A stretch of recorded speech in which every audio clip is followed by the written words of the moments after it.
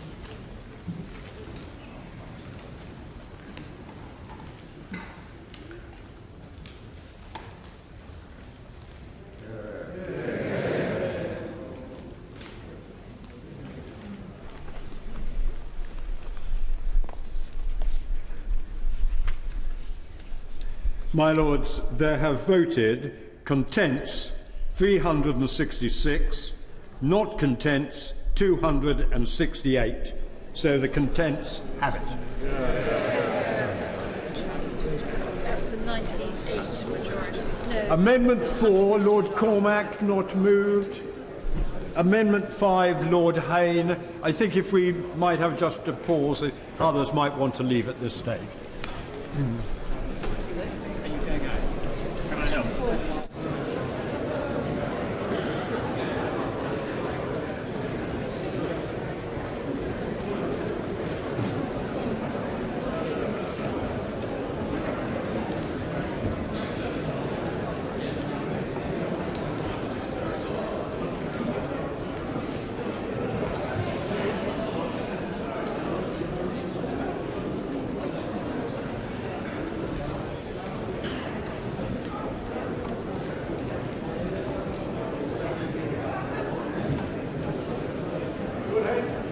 My Lords, I wish to speak to Amendment 5 in my name and that of my noble friend and predecessor as Secretary of State for Northern Ireland, Lord Murphy of Torvine.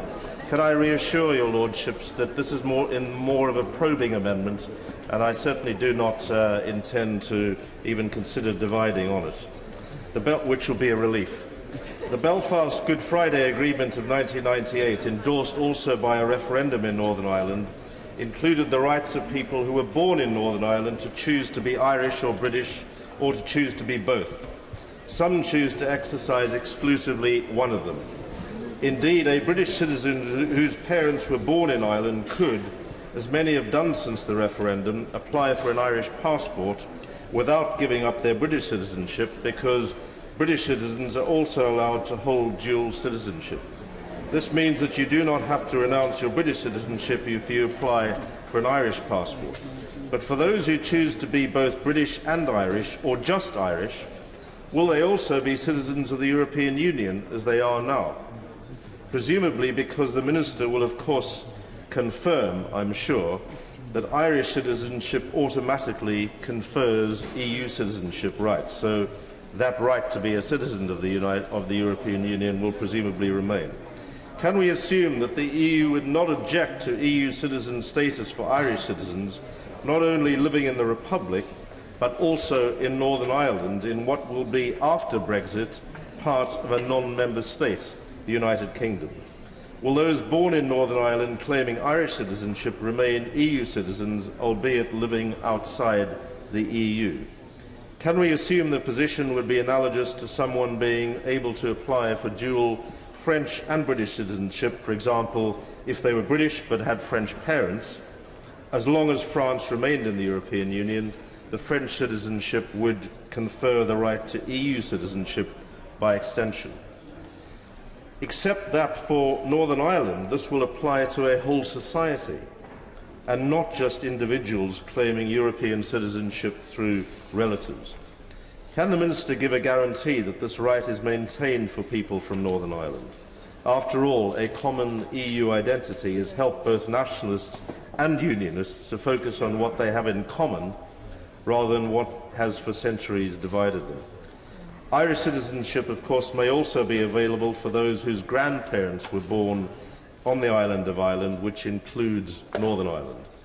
I note the report of the excellent House of Lords European Union Committee on page 32, which said, "We also considered the impact of Brexit on the current reciprocal rights for UK and Irish citizens to live and work in each other's countries. Such rights are underpinned in domestic law by the treatment of Irish nationals as non-foreigners under the Ireland Act 1949 and the acknowledgement of their special status in subsequent legislation, including the Immigration Act 1971, as well as by the provisions of the British Nationality Act 1981. In addition, under the terms of the Belfast Good Friday Agreement, the people of Northern Ireland have the right to identify as British, Irish or both, and to claim citizenship accordingly. Those who claim Irish citizenship would by extension be able to claim EU citizenship." That's what the European Union Committee said. Last week I raised the thorny issue of the border in the context of Brexit. Nationalist and above all Republican buy-in to the peace process has been cemented by an open border, since it normalises relations between both parts of the island. For them it's iconic, and for unionists either doing business or going about their daily lives, it is also extremely valuable. Similarly, the right to be Irish has been for nationalists and Republicans a key part of the Northern Ireland peace process. Furthermore, does the government agree with me that it is vital to retain and guarantee that right, not just for those who currently enjoy it, but for future generations as well? Categorical assurances on all of these are especially important after first a collapse of the power-sharing executive into an election, and then a seismic result in which for the first time since 1922 unionists do not have a majority in the local legislature. Is there hope that the two charismatic new women leaders, Sinn Féin's Michelle O'Neill and Alliance's Naomi Long, can broker common ground with the DUP's leaders Arlene Foster to rescue devolved government? It's striking how male dominance of Northern Ireland's harsh politics has been vanquished. Meanwhile, the issue of how to deal with Northern Ireland's troubled and tangled past remains toxic. Long-retired British soldiers are being prosecuted, provoking outrage amongst both their families and unionists who perceive what they see as unjustified focus on the state's role in the conflict. What about prosecutions of former IRA assassins, is their question. Both magnanimity and mutual respect is needed, otherwise Northern Ireland will get completely bogged down in its gruesome past, instead of properly supporting victims and building a new future at a time of great Brexit uncertainty. But to conclude on this amendment, can I ask that the Minister gives a proper and full explanation and guarantee about the entitlement to Irish and therefore European citizenship of people from Northern Ireland? The European Union has in the past been very supportive in recognising Northern Ireland's unique status and will certainly have to be supportive in the future. The amendment proposed to insert a new clause in the words as printed in the marshalled list. My Lords, I'm very pleased to follow my noble colleague and former Secretary of State for Northern Ireland, Lord Hayne, in supporting this amendment. I would merely point out, I think this is the third former Secretary of State, certainly from these benches, to have supported the sentiments of this amendment, since my noble friend Lord Murphy also spoke in this last week. I don't intend to address it in such detail as my noble colleague Lord Hayne, because I want to confine my remarks focused to 3 or 4 strategic issues which I think are vitally important. We have spent a great deal of time thinking and worrying, correctly, about the implications of Brexit for Scotland, and in my view, not nearly enough time thinking about the implications not only for Northern Ireland, but for the whole of Ireland, and a relationship which, over the past 20 years, we have built in contrast to centuries prior to it of animosity and antagonism. And therefore, I just want to make 3 or 4 points which I hope ministers will convey to their colleagues in the spirit that my noble colleague did earlier on. The first of these is, if the whole question of immigration is so central to the government's view on Brexit, and indeed they would imply to the public's view, then we ought to be very careful that we pay sufficient attention to the fact that the border between Europe and the United Kingdom will be across the border between Northern Ireland and Southern Ireland. And I say that because, of course, the government say to us, but there will not be a hard border. We have no intention of bringing back a hard border, by which they mean noticing who passes from the south to the north on the island of Ireland. I put it to the government that their own logic suggests that if they have no way of telling who's moving from the Republic of Ireland to Northern Ireland, it is really difficult for them to assure the British people that they somehow are going to have control of immigration. So I hope the Minister will be able to tell us how he squares that particular circle. But that is not just a matter of control of the numbers of immigration. Of course, it's a question of security as well. Because if we're going to have this dreadfully soft border between Europe, and in particular the Schengen area of Europe, to which I accept the Republic of Ireland is not a member, then we must, almost by definition, enhance the security threat compared to the pre-existing position. And it's also, in terms of immigration, of extreme importance to Northern Ireland's economy and industries.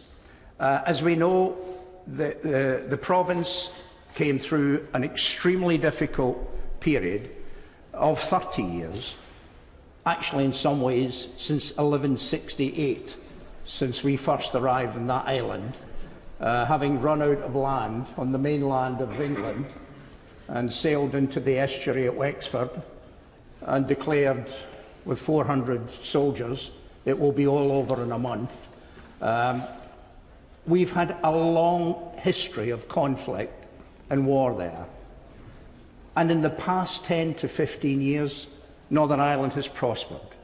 It is completely different now from what it was, largely by reason of the development of the economy and the introduction of equality in the province of Ulster. But many of those industries are entirely dependent on bringing the best brains of Europe to Northern Ireland, something that didn't happen for decades. And if we are not very careful, we will not have a position where the best brains in Europe are coming to Northern Ireland, but where Northern Ireland companies are moving 50 or 100 miles south of the border into Ireland itself. And it will do untold damage to the economy of Northern Ireland. The second question is fiscal differences.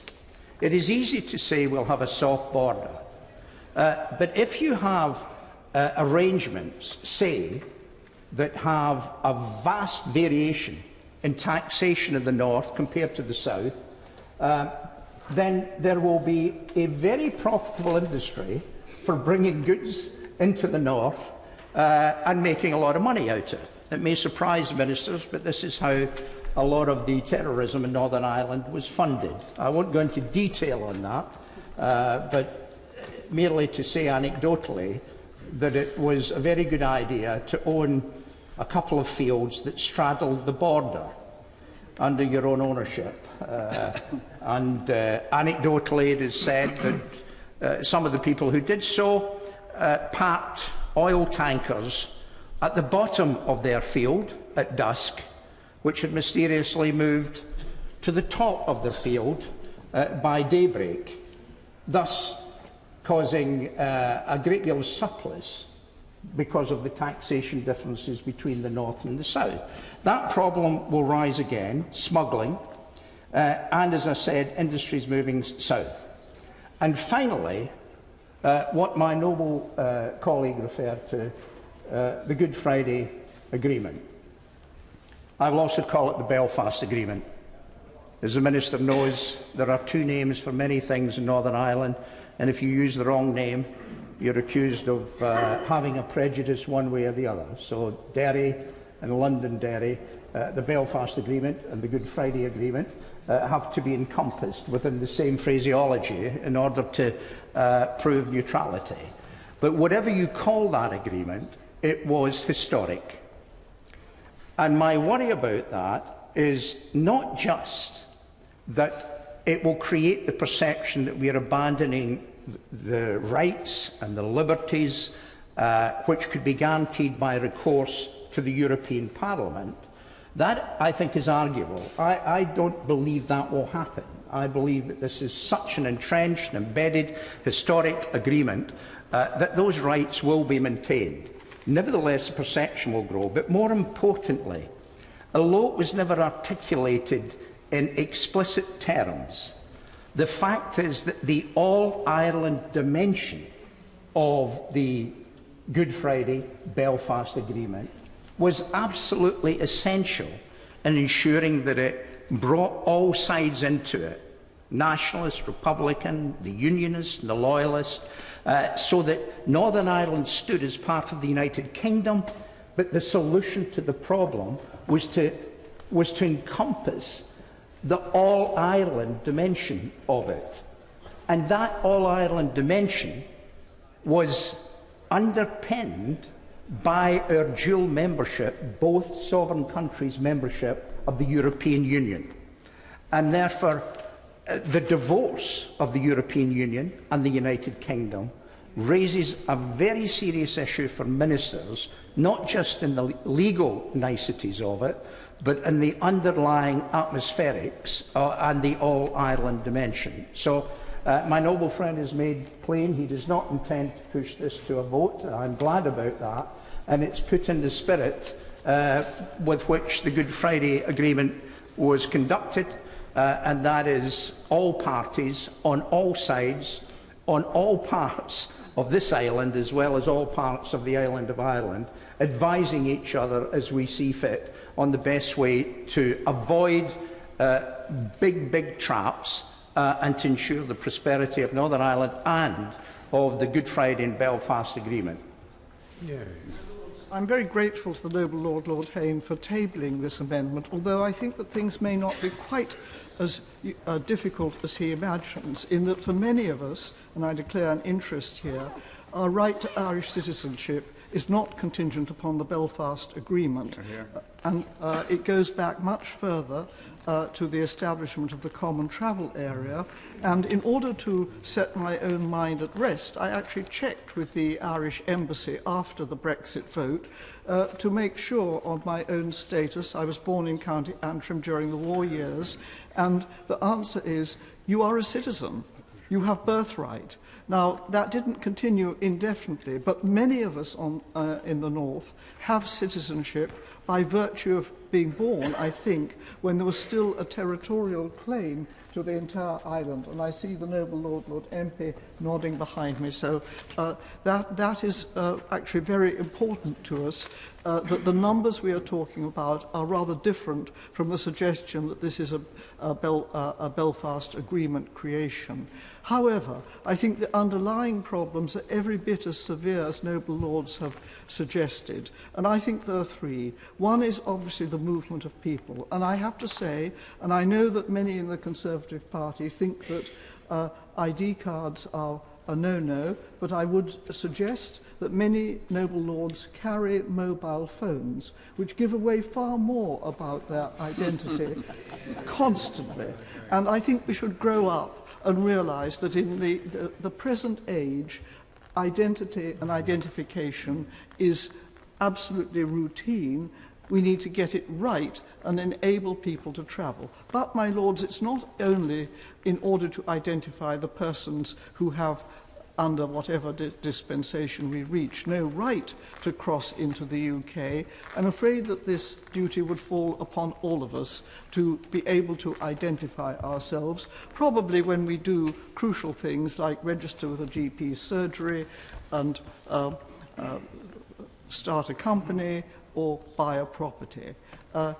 Not merely when we travel. So I think that topic really needs to be explored in full. The second topic, and I believe it is the most awkward of these, is the question of tariffs. Of course, it depends upon the negotiation that we have been talking about at some length today, what sort of issue that has to be, how much of it can be electronic, but make no mistake, the economies are interwoven, and it cannot be a thought that you have a long queue at 300 border crossings, 260, I think, across 300 miles. That is not a solution. Thirdly, my lords, and I think this is a neglected but really important topic, we may expect in the event of a negotiation that the agricultural support systems north and south of the Irish border will diverge. That creates new incentives to do something that has long been done and of which amusing stories can be told, because it isn't only oil tankers that were put into the field, it is also, of course, beasts. And I think it is extraordinarily important that we address issues of biosecurity very early on in the negotiations. The economies, both of the Republic and of the North, are highly integrated in some respects, particularly dairy, and it's very important that those supply lines can be maintained without any risk to biosecurity. And of course, it is not just the looming possibility of foot and mouth, but also other horrible diseases that animals get, swine flu, avian flu, you name it, it's possible. And I hope that we can address this one soon. My Lords, it's an opportunity because of the noble Lord Hayne's speech to once again concentrate our minds on an aspect of our long debates on the EU and Brexit, to realise the significance of a cameo within the bigger cameo.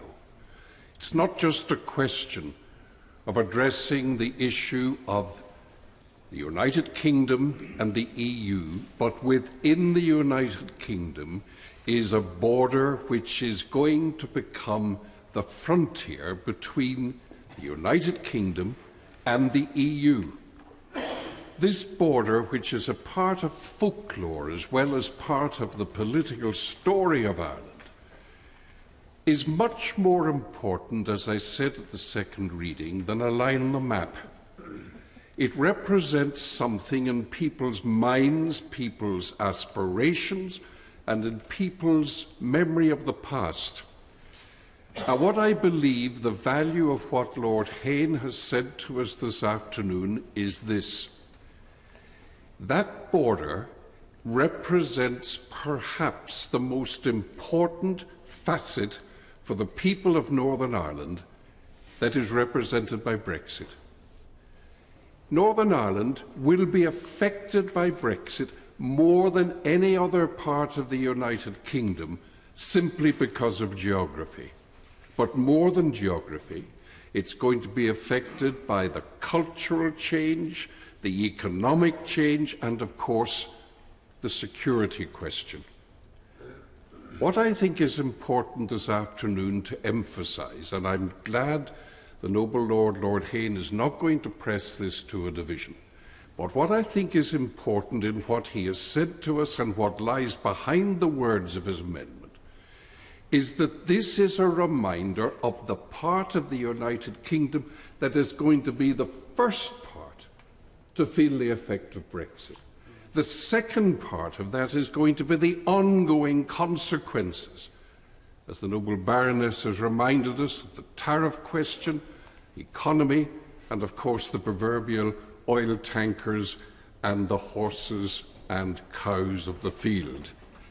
But away from the romanticism of this, in this House this afternoon are three peers who have every reason to speak to us and remind us of the sensitivities of what Brexit will do to the situation in Northern Ireland. And I refer to those who have served and served as well as Secretaries of State over the years. What has been achieved in the relations between North and South and East and West? It's equally important, East and West. What has been achieved over years that had full of blood and suffering and great suffering for people on both sides? What has been achieved has been remarkable in the change of relationships between the two parts of the island of Ireland. And what the prayer of those of us who have worked most of our lifetime to try and bring reconciliation and to bring progress, not only in a political sense, but in that very, very wide and deep sense of people's relationships, people's hopes and people's everyday lives. What our fear is that if anything is done which will upset the balance of those newly achieved, yes, newly achieved relationships, then a lot of other people will suffer. And so I applaud the noble Lord Hayne for the wording of his amendment. I thank he and his two other colleagues who have served the people of Northern Ireland over the years. And I make this plea that even though, in a sense, he's probing us with the words of his amendment, I ask the Minister to recognise once more that this is much more than a question of a line on the map. It's a question that goes very deep into our understanding of the future. House always listens to him with the greatest respect on these matters, and I've known him for about 20 years and spoken to him on the subject for that time and feel the same degree of respect. So I wonder if he'd like to just tell the House, and I don't know what answer he's going to give, whether he feels that one possible solution to the difficult, dire problems, indeed, that he's just outlined, might be to allow for the negotiation of a special status for Northern Ireland, which might leave Northern Ireland, at least in some respects, within the European Union. My Lords, I feel that the question that the noble Lord has raised takes us far beyond the question of the points I was trying to put over, because we must not tie the hands of the negotiating team that's going to speak for us all in the negotiations. But I would say to the noble Lord, please keep an open mind on the possibilities, but it's not for us to concern ourselves with it. My Lords, it was going to be a real delight following Lord Eames. He invited me when he was Archbishop of Vermont endless times, even during the terrible troubles, to visit Northern Ireland. As a result, we ended up having a lot of holidays spent in that particular part of Ireland. Very beautiful, wonderful place. I think Lord Hayne and Lord Reid, I think, have spoken with insight.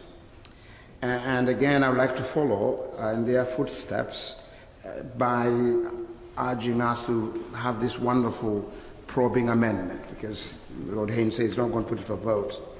And I want to say three things. First, this amendment, as I understand it, touches on sensitivities that Brexit risks putting Northern Ireland's peace process in jeopardy by not taking account of the act that under the Belfast Good Friday Agreement, citizens in Northern Ireland have a right to Irish citizenship and therefore EU citizenship. This makes Northern Ireland actually unique, post-Brexit as the only jurisdiction outside the EU where every person living there is legally entitled to be a citizen of the European Union simply by applying for an Irish passport. While these considerations are high on the agenda in Dublin and Belfast, they are not receiving, as I understand it, the attention they deserve in London, in Brussels or other EU capitals. So the amendment seeks to reverse that situation, hence its probing nature. Secondly, the issue and other matters related to the impact of Brexit on UK-Irish relations was explored in a report published in December 2016 by the House of Lords European Union Committee. This committee concluded that the unique nature of UK-Irish relations necessitates a unique solution. To this end, it recommended that the best way to achieve this would be for the EU institutions and member states to invite the UK and Irish governments to negotiate a draft bilateral agreement involving and incorporating the views and interests of Northern Ireland executive while keeping the EU itself fully informed. That's what that committee recommended.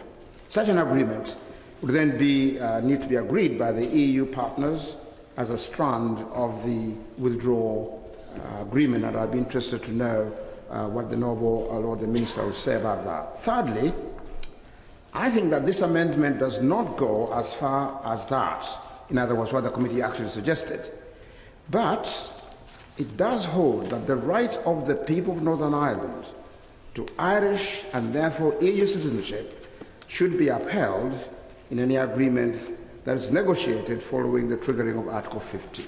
And to me, that's an important thing. Lord Eames, of course, has reminded us of the importance of the border. Yes, there's no wall there, but it's a border. And it seems to me that the rights of those people need to be upheld. Otherwise, we're going to put in jeopardy this wonderful act under the Belfast Good Friday agreement that citizens in Northern Ireland have a right to Irish citizenship and therefore EU citizenship.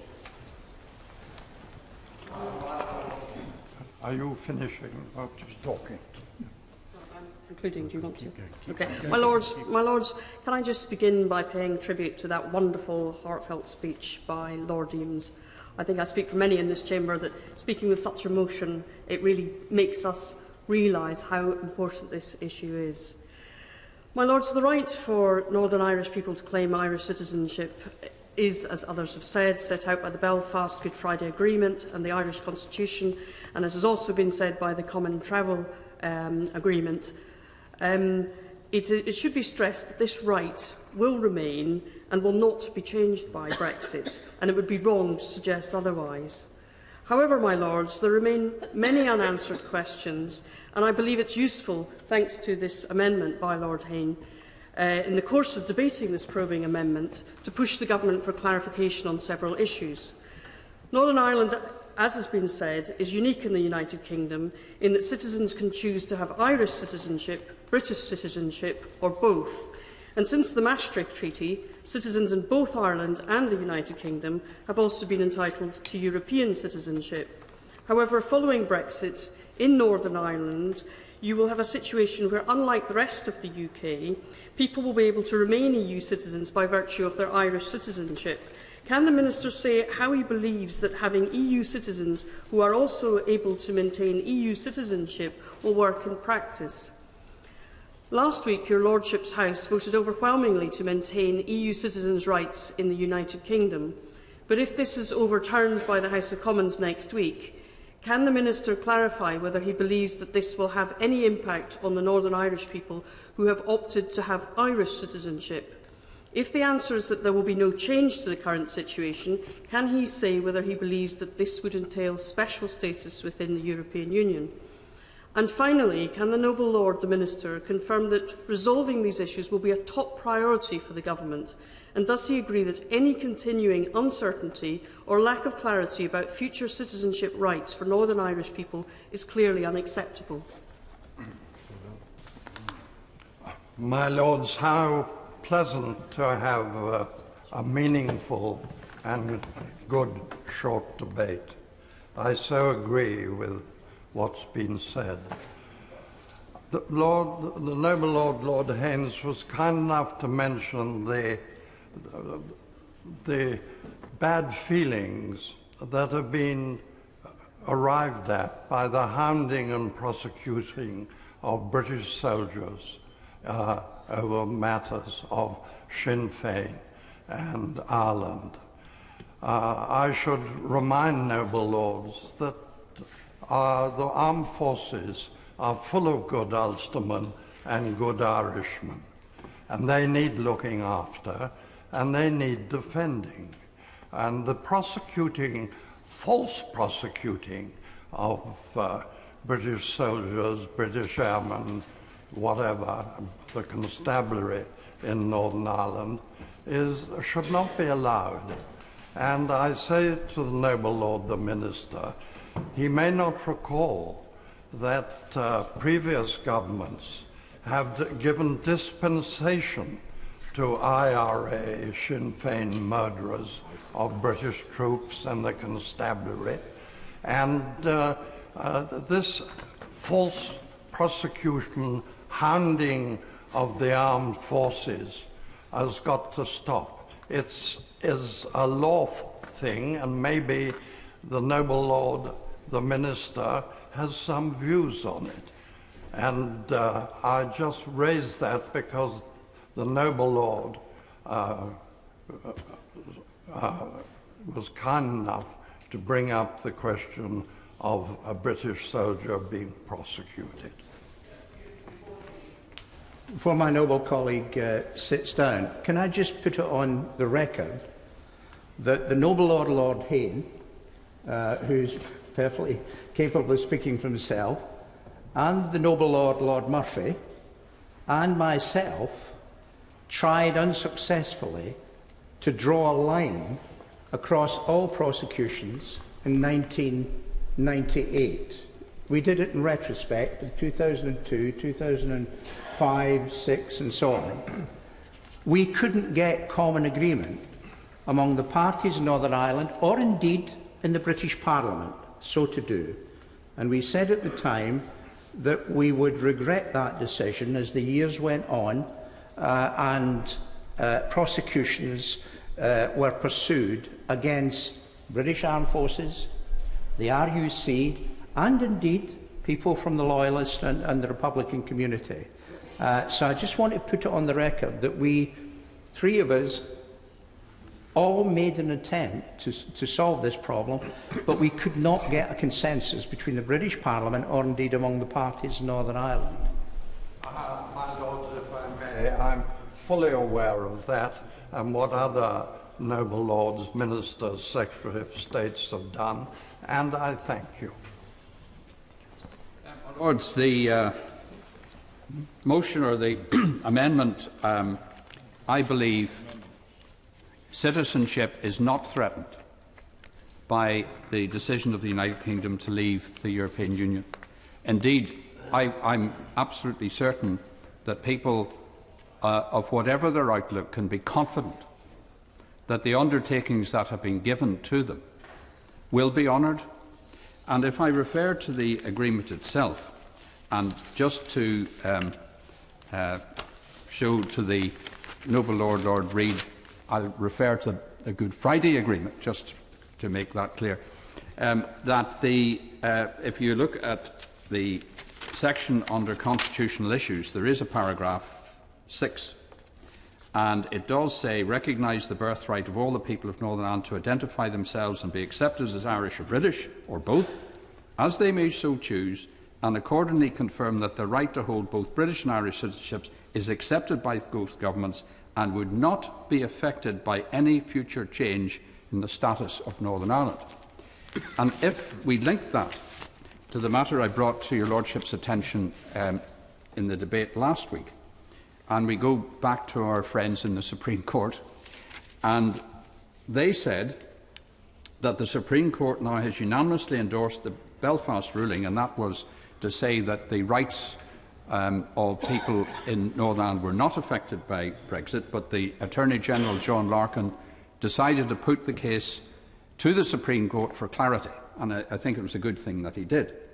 And the Supreme Court has now unanimously endorsed the Belfast ruling without caveat, and that included the 3 judges who were dissenting from the final judgment in Miller. Even the 3 judges, furthermore, because there will now be a UK Parliament vote in Article 50, the Court added that nothing about Northern Ireland's removal from Europe breaches any law, treaty or part of the Constitution. Therefore, I would contend, not being a lawyer, that the position of citizenship is secure. And as the Baroness O'Neill clearly indicated, this is something that goes back way before the Belfast Agreement ever existed. And in fact, the Irish Constitution, before it was amended in 1998, made absolutely clear that any person born on the physical ground of the island of Ireland was an Irish citizen. And that has pertained ever since. It was reinforced in the Belfast Agreement, but it does say that, and I repeat, that this shall not be affected by any future change in the status of Northern Ireland. In other words, people argue that leaving the European Union changes its status in some way. The Supreme Court, however, says that no injury is done to any treaty or law or the Constitution. I believe, therefore, that Lord Hayne can be confident that the important point that he raises and his colleagues on the question of citizenship can be laid to rest. I believe there is no threat to that issue. I believe if there was a threat, I personally, while I might take a different view of my own personal nationality, nevertheless I would support the right of anyone to maintain what they believe is their identity. And that was the whole. We had many hours and days of discussion on this. And why it may not be my particular outlook, we accepted universally that people have a right to determine what their identity is. And I think the former Secretaries of State, distinguished Secretaries of State who are here, will know how important an issue that is for people. It's fundamental. It's a core issue, and we had to listen and participate in the debate on this issue for many years. So I don't dismiss it lightly. I think it's right that it's been debated, but I'm confident, legally, internationally, through a treaty and in other ways historically, the citizenship rights of people on the island of Ireland are secured and are not threatened, in my view, with our United Kingdom's decision to withdraw from the European Union. My Lords, I am very grateful to the noble Lord Hayne for raising this issue. It is one of the matters that has most troubled me with the issue of leaving the European Union. And it is not just about citizenship. From my perspective, I think there are so many companies across Ireland that are deeply concerned about the possibility of leaving the EU with no deal, falling back on WTO rules, and what that would do for the economy of both North and the rest of Ireland. So in the context of us having responsibility for the whole of the United Kingdom, I would urge my noble friend, the Minister, to offer some reassurance on how we see it being possible to leave the customs union and still have significant comfort for economic activity and the corporations in Northern Ireland. My Lords, I would like to thank my noble friend Lord Hayne and my noble friend Lord Murphy of Torfaine for tabling the amendment, which gives us a chance to further emphasise the importance we place on the issue which is contained within the amendment. There's been, for the most part, an extremely positive debate. The contributions made by Lord Murphy of Torfaine, Lord Reid of Cardowan and Lord Hayne as former Secretaries of State for Northern Ireland have weighed heavily on the meeting, on the discussion, but also the contribution of the noble Lord Eames and the Most Reverend Primate the Archbishop of York, Baroness O'Neill of Bengarve, indeed Lord MP as well, who brought a commendable spirit of tolerance into what can be on occasions a tight subject. My Lords, it has been almost 20 years since the people of Northern Ireland turned out to vote for the Good Friday Belfast Agreement. Last week, Northern Irish voters turned out in their highest number since 1998 to vote for representation and progress in the devolved Assembly. The negotiations that we see in the coming days and weeks are vital to the future of Northern Ireland to ensure that victims are supported and communities are able to move forward. There is so much at stake there. The UK Government and the Irish Government are co-guarantors of the Good Friday Belfast Agreement, and they must live up to this responsibility. This is vital not only to immediate negotiations and devolution, but to focus on this amendment in question. It is vital to long-term Brexit negotiations. My Lords, on the issue of British-Irish relations and the role of the European Union, it is worth noting that the Prime Minister and the Taoiseach are meeting while they are together at the EU Council and Summit in Brussels this week to discuss Northern Ireland, and that can only be a positive development. My Lords, there is a body of opinion that feels that the former Prime Minister, Mr Cameron, when he decided to call the European Union referendum, hadn't given proper thought to the implications for Northern Ireland if UK voters should opt for leave. I pay tribute to all noble Lords in this House who have worked so keenly during the passage of this bill to focus the Government's mind on these key issues. In particular, I've mentioned them before, but in particular, again, the noble Lord Murphy of Torfaine, who has brought considerable expertise to these discussions. The Good Friday Agreement has been the cornerstone of 2 decades of progress in Northern Ireland. We have asked in this House for an absolute guarantee from the Government that the provisions of the agreement will remain in place and be respected in both letter and spirit. These questions were also raised last week on other matters, and I I've no hesitation in saying that we fully accepted the assurances and the statements of the Noble Lord the Minister in responding to the debate, and these assurances went a long way to guaranteeing that there was acceptance in the House that these assurances would hold. And I have every confidence that the Noble Lord the Minister will again give assurances which I think will satisfy most genuine, open-minded people as to the responsibilities of the UK Government in that. The passport situation recognises the birthright of all the people of Northern Ireland to identify themselves and be accepted as Irish or British or both. And as the Noble Lord MP has indicated, I haven't heard any great objections to this issue. How can, as the Noble Lord MP has said, how can someone object to someone else's identity that they want to feel? And that's surely accepted.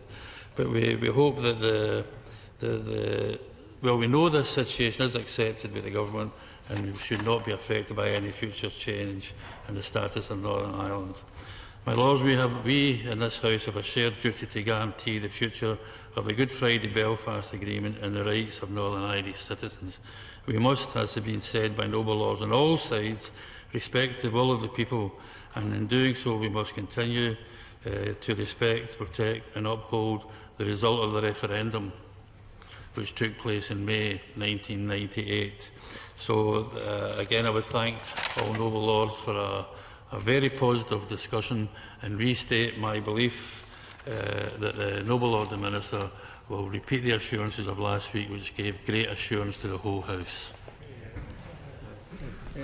My Lords, I would first like to thank all those who have taken part in the debate on this amendment relating to the right of the people of Northern Ireland to identify themselves as British or Irish or both under the Belfast Agreement. And it's always a real pleasure to follow two former Secretaries of State who have so much experience of this issue, and also all those peers, and I would mention the very eloquent contributions that we've had from, among others, Lord Eames and the Most Reverend Primate, the Archbishop of York. Before turning to the amendment, I want briefly to say something about the current political context which the Noble Lord Hayne referred to. The whole House is very conscious of the political situation in Northern Ireland and the need to provide support to the parties there. The recent Assembly election produced a high turnout, and as my right honourable friend, the Northern Ireland Secretary, said in a statement on Saturday, this election has demonstrated the clear desire by the overwhelming majority of people in Northern Ireland for inclusive, devolved government. And he said that everyone now has a shared responsibility to engage intensively in the short period of time that is available to us to ensure that a strong and stable administration is established. My Lords, let me make it absolutely clear. The Government takes that responsibility very seriously and is totally committed to the resumption of strong and stable devolved government, which is so much in the interests of the people of Northern Ireland. We all want to see the forward momentum of the peace process maintained.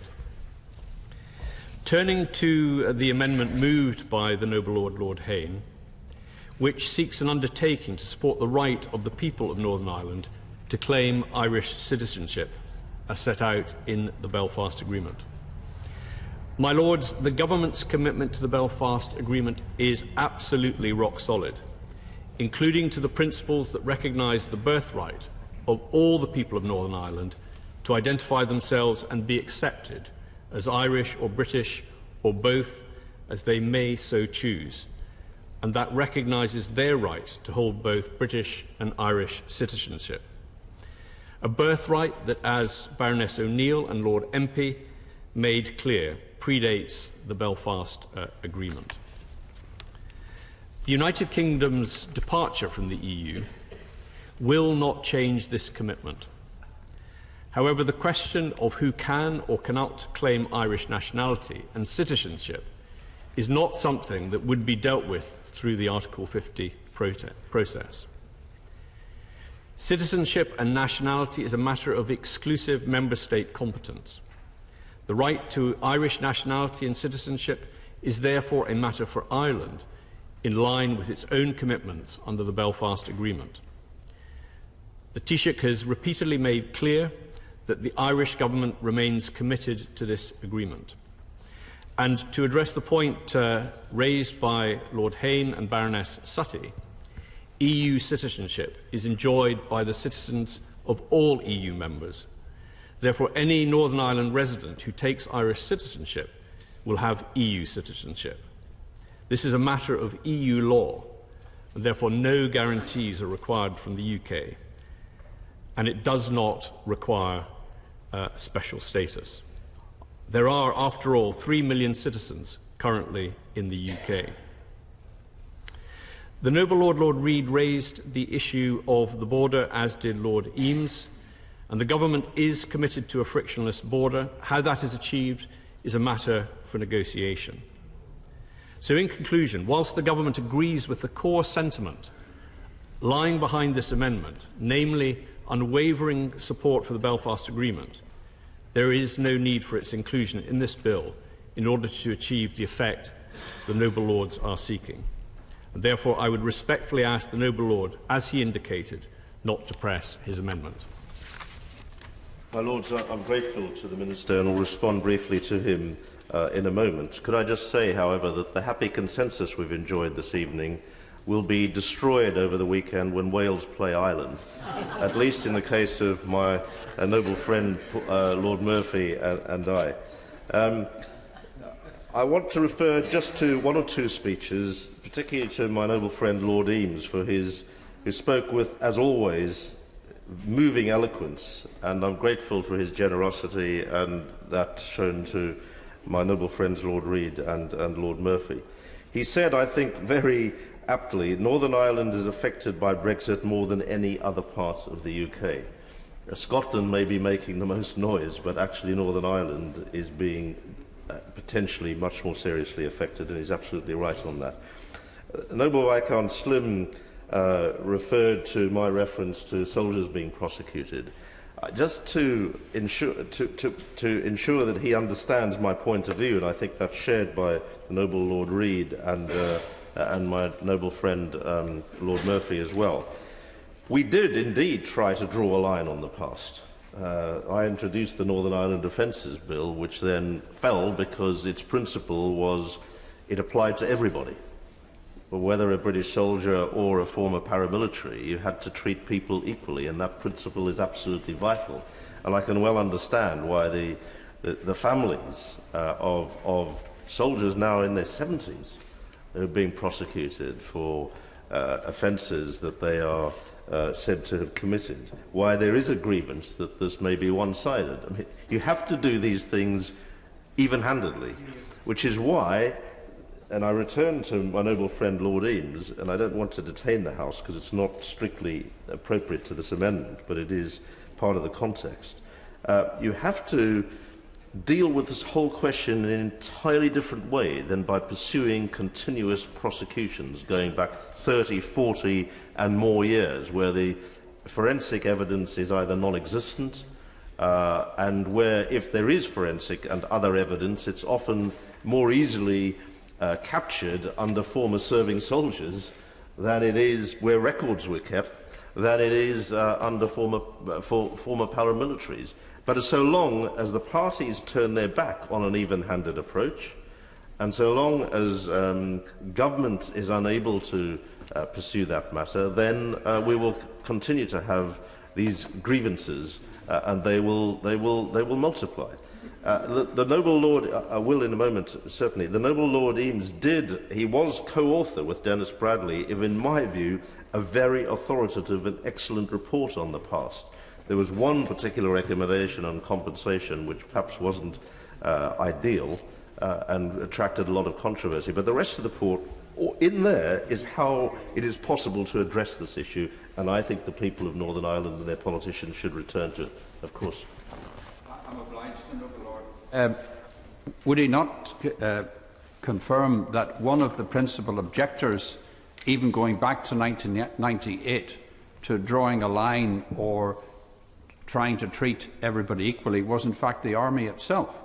because it did not wish itself to be treated in the same way as terrorist persons who were being prosecuted. And they wrote to the government at the time objecting strongly to being treated in the same way as ex-paramilitary prisoners. And indeed, I understand the security forces still object to that issue. So I still think that is an issue that needs to be addressed, but I would hope that the noble lord at least would be aware of that. I am certainly aware of that. I think it's more complicated than the view that he's attributed to the army, but my noble friend Lord Reid may clarify. Certainly what the noble Lord MP said was true. But at a certain point, the chiefs actually changed their mind because they could see the difficulties of paramilitaries having been released and precisely the difficulties that have been pointed out tonight of British Army soldiers being prosecuted. And therefore they agreed, while I was Secretary of State, that if any member of the armed forces wished, in the event of such legislation being passed, to have recourse to and defence through immunity, then they would not object. So historically they had taken the view, but they were prepared to countenance this on behalf of the armed forces. Unfortunately, neither the parties in Northern Ireland at any given time would permit an agreement, nor indeed, to be fair, would the British Parliament agree to it. And we said consistently, you will regret this, because it will be a running sore for decades.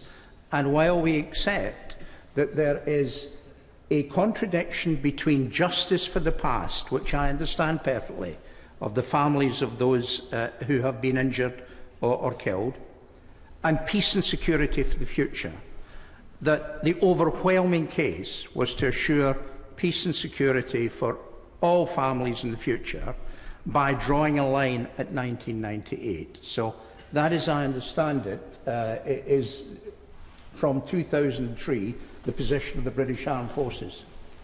I'm grateful, and I won't prolong this discussion too much, except that as part of the negotiations which we hope will bear fruit following the impasse that the Minister is now grappling with his Secretary of State and his colleagues, that it may well be that the British government has to give something on this. There is, for example, I just mentioned in passing, a demand from the Wave Trauma Group to have a pension for victims, innocent victims, if you like, not perpetrators of atrocities, but innocent victims, and that could presumably only come from the government. So, yeah, I will briefly. Yeah.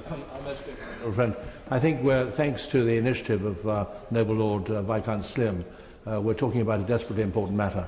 I believe that there are still, as the Noble Lord MP has said, some serious reservations about granting amnesty to British forces, and I share some of these sensitivities myself.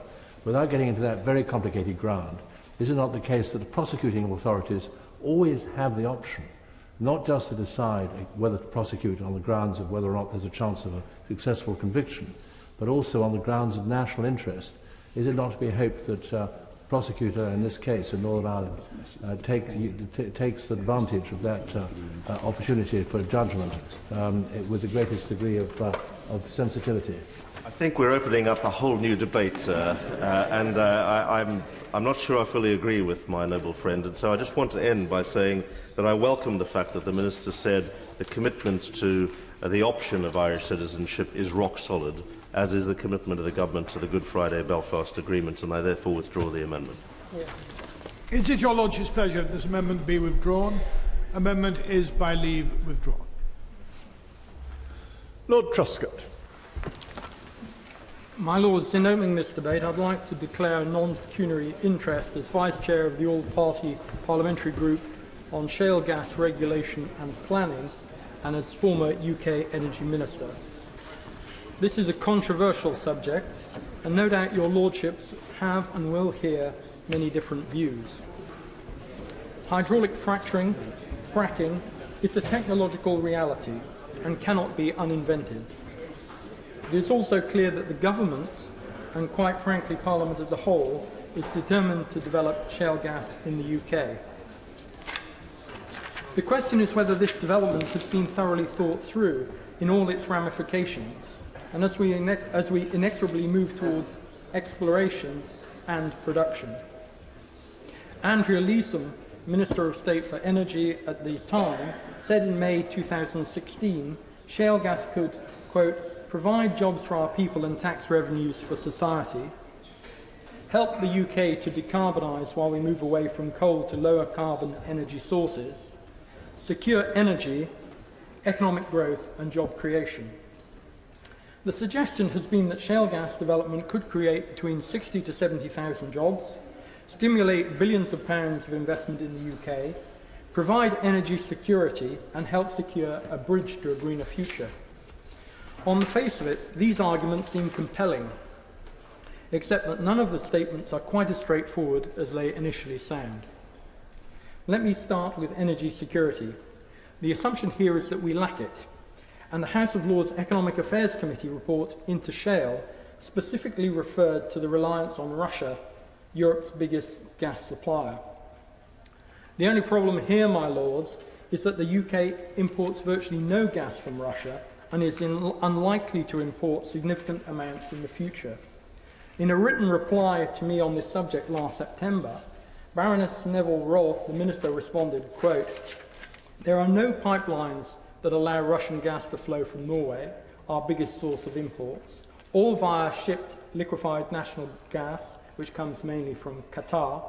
Some gas of Russian origin may enter via pipelines from Belgium and the Netherlands. However, Belgium has reported virtually no Russian gas imports over the past 3 years. The Netherlands does report some Russian imports, but we estimate Russian gas via this route would account for less than 1% of the UK's gas imports, and therefore much less than 1% of our total gas supply. In fact, the UK has now started receiving direct imports of US LNG, so unless we regard Norway and the US as unreliable partners, the energy security argument does not stack up. Of course, it is always better economically to have our own gas than import it, and there may be some environmental benefits if the amount of carbon produced is less, but that is by no means currently certain. On the billions of pounds for investment and thousands of jobs, this is presently speculative. Hopes of commercial-scale shale in Poland have faded, and many of the majors have already pulled out. The number of licenses halved, and those leaving include Exxon, Chevron, ConocoPhillips, Talisman and Marathon. Put simply, UK shale may or may not be commercially viable. No one will know until large-scale exploration establishes a level of exploitable reserves. This is, of course, a matter for the companies involved, but the experience in Poland shows that you should not count your chickens or your prospective tax take. As for the thousands of jobs, these may or may not just replace those lost in the North Sea already, partly as a result of the hydrocarbon glut and price collapse caused by the US shale revolution in the first place. UK oil and gas estimates 120,000 jobs have been lost in the wider British economy due to North Sea oil and gas downturn, with the barrel of crude falling from around about $115 to around $50 since 2014, with a close correlation with gas prices. The US has also experienced the boom and ghost town experience, where some shale operators who initially did well went bust in the downturn, impacting on local economies. Significant shale UK production and downward pressure on prices could further undermine North Sea operators and squeeze margins in what is already one of the most expensive places in the world to exploit oil and gas. So what about a bridge to a greener future and the effect on the environment? Well, my lords, this is one of the most contentious issues of all. No doubt the noble Lord the Minister will repeat that the UK's regulations are some of the strongest in the world, and we have 50 years of successful and safe onshore and offshore oil and gas extraction. Shale gas developments will be very closely monitored, shallow drilling will be banned, and seismic movements monitored. All true, no doubt, but as Piper Alpha, Deepwater Horizon and Exxon Valdez disasters showed, accidents do happen. No hydrocarbon explorer or producer can 100% guarantee the integrity of its wells, even if they are much deeper than aquifers. Water contamination is possible, and earthquakes are inevitable. We have had several hundred already in the UK as a result of mining operations, quite apart from the notorious quadrilla quakes outside Blackpool. In the US, they have had thousands of earthquakes, now indisputably linked to fracking. I'm still unsure how the UK will avoid the same fate as the US, so perhaps the Minister will use this opportunity to explain. By the very nature of fracking and unconventional gas, where production falls off after 18 months, the UK will need to develop thousands, not hundreds, of shale gas wells. This has caused problems in the wide open spaces of the US. How will this work in the densely populated island of ours? What about the truck movements? In the US, the environmental picture has not been great. In Oklahoma in 2014, they experienced 585 earthquakes with a magnitude of 3 and over. According to the US Geological Survey, these were caused by the disposal of wastewater re-injected into the wells by the shale operators. A study by the University of Alberta, co-authored by the Geological Survey of Canada, confirmed the definitive link between fracking and almost every large earthquake recorded in Alberta and British Columbia since 1985. The Pennsylvania Department of Environmental Protection reported that 234 private drinking water wells in Pennsylvania have been contaminated by drilling and fracking operations in the last 7 years. Meanwhile, a US Environment Protection Agency scientist identified groundwater pollution in Pavilion, Wyoming as a result of fracking. A separate report in April 2016 concluded, quote, dangerous levels of chemicals in the underground water supply used by 230 residents of Pavilion. Levels of benzene, a flammable liquid used in fuel, were 50 times above the allowable limit, while chemicals were dumped in unlined pits and cement barriers to protect groundwater were inadequate.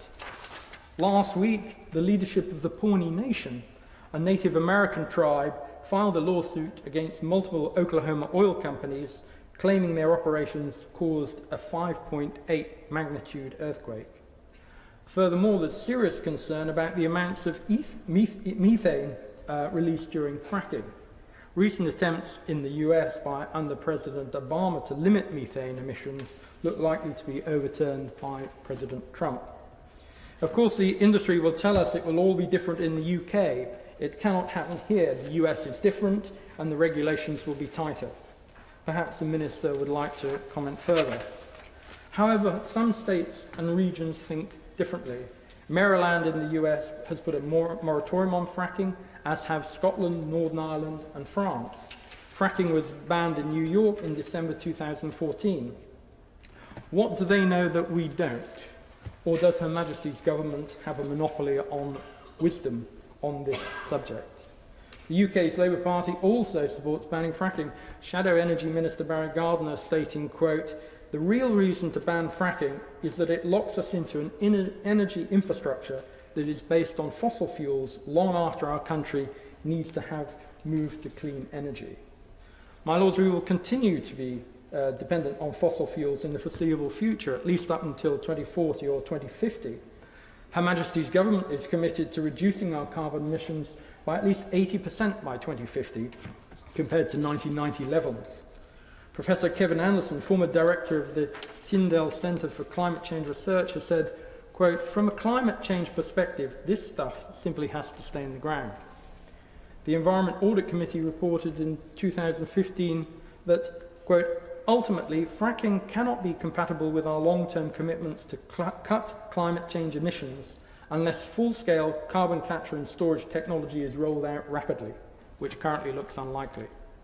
The Climate Change Committee also thought the implications for UK shale gas exploration and exploitation for greenhouse emissions was subject to considerable uncertainty and are not compatible with the UK carbon budgets unless strict measures are taken. Finally, my Lords, a recent survey showed only 19% of people back shale exploration in the UK, despite the various inducements offered to local communities. The Financial Secretary to the Treasury said in the other place last November that the Prime Minister has been very clear that local people must come first. Will the Minister therefore pledge that local communities will in future decide local planning issues? My Lords, I'd like to congratulate the noble Lord Truscott for getting this debate and for his introduction, though I have to say I shall come to some very different conclusions from his. I chaired the Economic Affairs Select Committee, which reported on this subject in May 2014.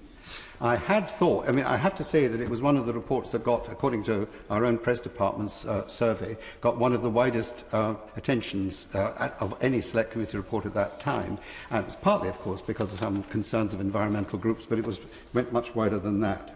I had thought, given the wide-ranging background and knowledge of the Select Committee, environmental, climate change, economic, we had all of these things, that it would be very difficult to reach agreement. In fact, we had a unanimous report. This was after a very wide range of expert witnesses. So my main conclusion remains, as did our report, that the benefits far outweigh the risks, and the risks can be controlled. My main concern is that it is still far from certain that the benefits will be realised and achieved. What have been the developments since our report? First, the Government has made some beneficial changes to legislation, and senior ministers past and present have confirmed that in principle they are strongly in favour of shale gas exploration and production as a major contributor to our energy mix, employment, import savings and with other benefits. Second, it is widely recognised that our regulatory and other environmental requirements are fit for purpose. Third, the Government has made some helpful changes to planning and tax legislation and offered community benefits to those affected. All this is very commendable, but progress is just too slow, there is no clear drive and few results so far. The history to date is of limited progress and no real awareness by the wider public of the benefits of shale gas as compared to the media attention given to protesting local and environmental groups. Since 2004, Government and Parliament have striven to meet all the environmental, planning and other concerns, as have the industry and regulators, and compensatory benefits have been given to local communities. All that is now in place. Yet still, no exploration drills have been drilled since 2011, so we still do not know the full potential nor fully cover all the risks. Shale gas was drilling at a pre-exploratory stage since shale gas was drilling at full potential, and no shale gas drilling is still at a pre-exploratory stage. No commercial operations have been authorised, and a lengthy application process must be completed before drilling can take place. Meanwhile, my Lords, the world is passing us by. Only this week we learn that shale output from the Permian Basin in Texas is expanding faster than the world thought possible. The founder of Pioneer Natural Resources there said, "People just don't realise how big the Permian is. It will eventually pass the Guamar field in Saudi Arabia, and that is the biggest in the world." And he says, "We have had such efficiency gains that break-even cost in the Permian area are close to $25. It took us 40 days to drill a well in 2014. We're already down to 20 days. And I have to say, I think we in the UK haven't even started. The US is going to get all the benefits unless we get a move on.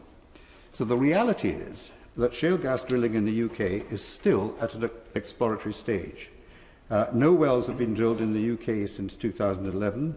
No commercial operations have been authorised, and a lengthy application process must be completed before commercial drilling can take place. The companies involved are running out of money quite quickly. The economic valuation is less favourable because the gas price has fallen considerably. The US is finding much more shale gas than originally anticipated, and companies there are reducing costs dramatically. There could be a wave of imports in the next few years, making it less favourable for companies to develop here, at a cost to the balance of payments, to employment possibilities, and to security of supplies. I haven't dealt with the wider security aspects, but they are there too. My Lords, the Government is committed to shale gas development in the UK. We, in our report, called for a Cabinet committee to be set up to get the right mix of incentives, to remove or substantially reduce obstacles, and to give a strong steer to all the departments, local authorities and others to make real progress. It hasn't yet happened. The benefits are likely to far outstrip the costs and the risks, and the latter can be controlled, and yet the benefits are still far from certain to be realised. In my view, swift progress to shale gas production needs greater public and political recognition and support, and we need to get on with it. My Lords, I think I'm going to congratulate my noble friend Lord Truscott for introducing this debate. If I hadn't to listen to the way he introduced it, which quite frankly was another example of all the scare stories that we've heard about fracking in the past, which I'm really disappointed to be hearing reiterated once again, all of which have been roundly disproved. The earthquake stories, which recycled again, and even if there was a slight worry about earthquakes, given that fracking in this country, should monitoring show anything on like 0.5 on the Richter scale, I don't think the earth will be moving, even for the noble Lord Truscott, in those circumstances. We've got the toughest safety regulations on fracking anywhere in the world. What I can't understand is this idea that anybody else can do fracking, apparently. It doesn't matter where else it's done, but not here, apparently. We don't care if it's done in Qatar. We don't care what the conditions are. We don't care about the fact that if you liquefy it and then de-liquefy it, that in itself causes emission, but that's okay, apparently, for my noble friend Lord Truscott. I mean, the plain fact of the matter is that gas is going to be continued to be used in this country for probably 20, 30 or even more years. It's the largest source of electricity, accounting for around 45% of electricity generation and allowing the share of coal-fired generation to fall to record lows. Gas-fired power stations can run continuously or as flexible backup for intermittent wind or solar. And I'm going to partly repeat what the noble Lord McGregor said, because it was nice to hear a voice that actually told us the real benefits that we can expect from fracking, assuming that we actually get around to doing it. But at the moment, we are so significantly dependent on imports, not only on liquid natural gas, but also on pipe gas.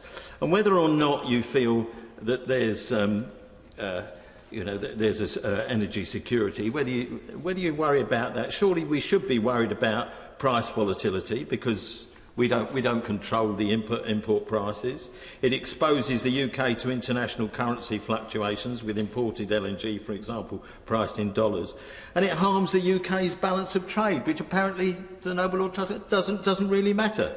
In 2015, the UK spent over £14 billion on net primary fuel/energy imports, crude oil products, natural gas, coal and electricity.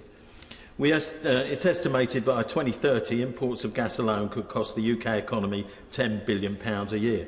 We could be producing that ourselves. And the benefits, energy security, employment, well, what do we know about shale gas? We know that potentially there are billions, if not trillions, of cubic feet of gas there. We won't know for sure, but even if you take the most conservative estimates, we're talking about something like, if you took only 10%, there's years and years' supply of gas there.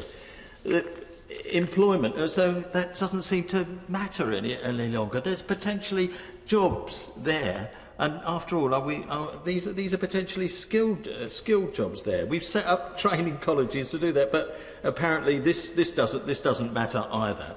I listened carefully to the arguments that were put by my noble friend. All I would direct him to is the report by the American Environmental Protection Association, and they looked at 38,000 wells. And I didn't notice they issued an instruction that fracking had to stop immediately. If it was such a serious environmental danger, you'd think, listening to my noble friend, that the whole of the US water supply was poisoned. I mean, it just is not the case. In fact, the UK has the industry experience to make a success of shale gas production. There's over 2,000 wells have been drilled onshore, with around 200 having been hydraulically fractured at lower volumes to enhance recovery. The Witch Farm oil field is located in an area of outstanding natural beauty on a World Heritage coastline, and it's among the highest properties in the country, and it produced 100,000 barrels of oil a day at peak production. I never noticed that the whole of the Dorset was contaminated as a result of that. Today, the industry has 230 operating oil and gas wells onshore on 120 sites, producing about 8 million barrels of oil equivalent per year. We have got very large potential shale gas resources, and it just beggars belief that, and even the decision taken, unfortunately, by my own party to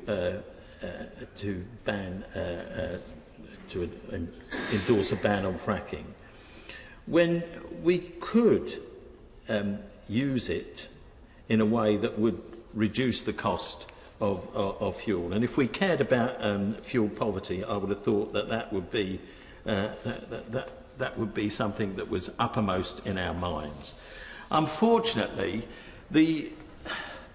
if you look at what I would describe as the green movement, some of the scare stories, when my noble friend talked about leaving it to local people to decide, well, if it was local people deciding it, I would be happy with that. But what we know is that as soon as there's any local activity in relation to fracking, the usual opponents flood the area, spreading the scare stories about earthquakes, spreading the scare stories about poisonous substances. That 99.5% is sand and water. That didn't stop Friends of the Earth claiming that silicon used caused cancer.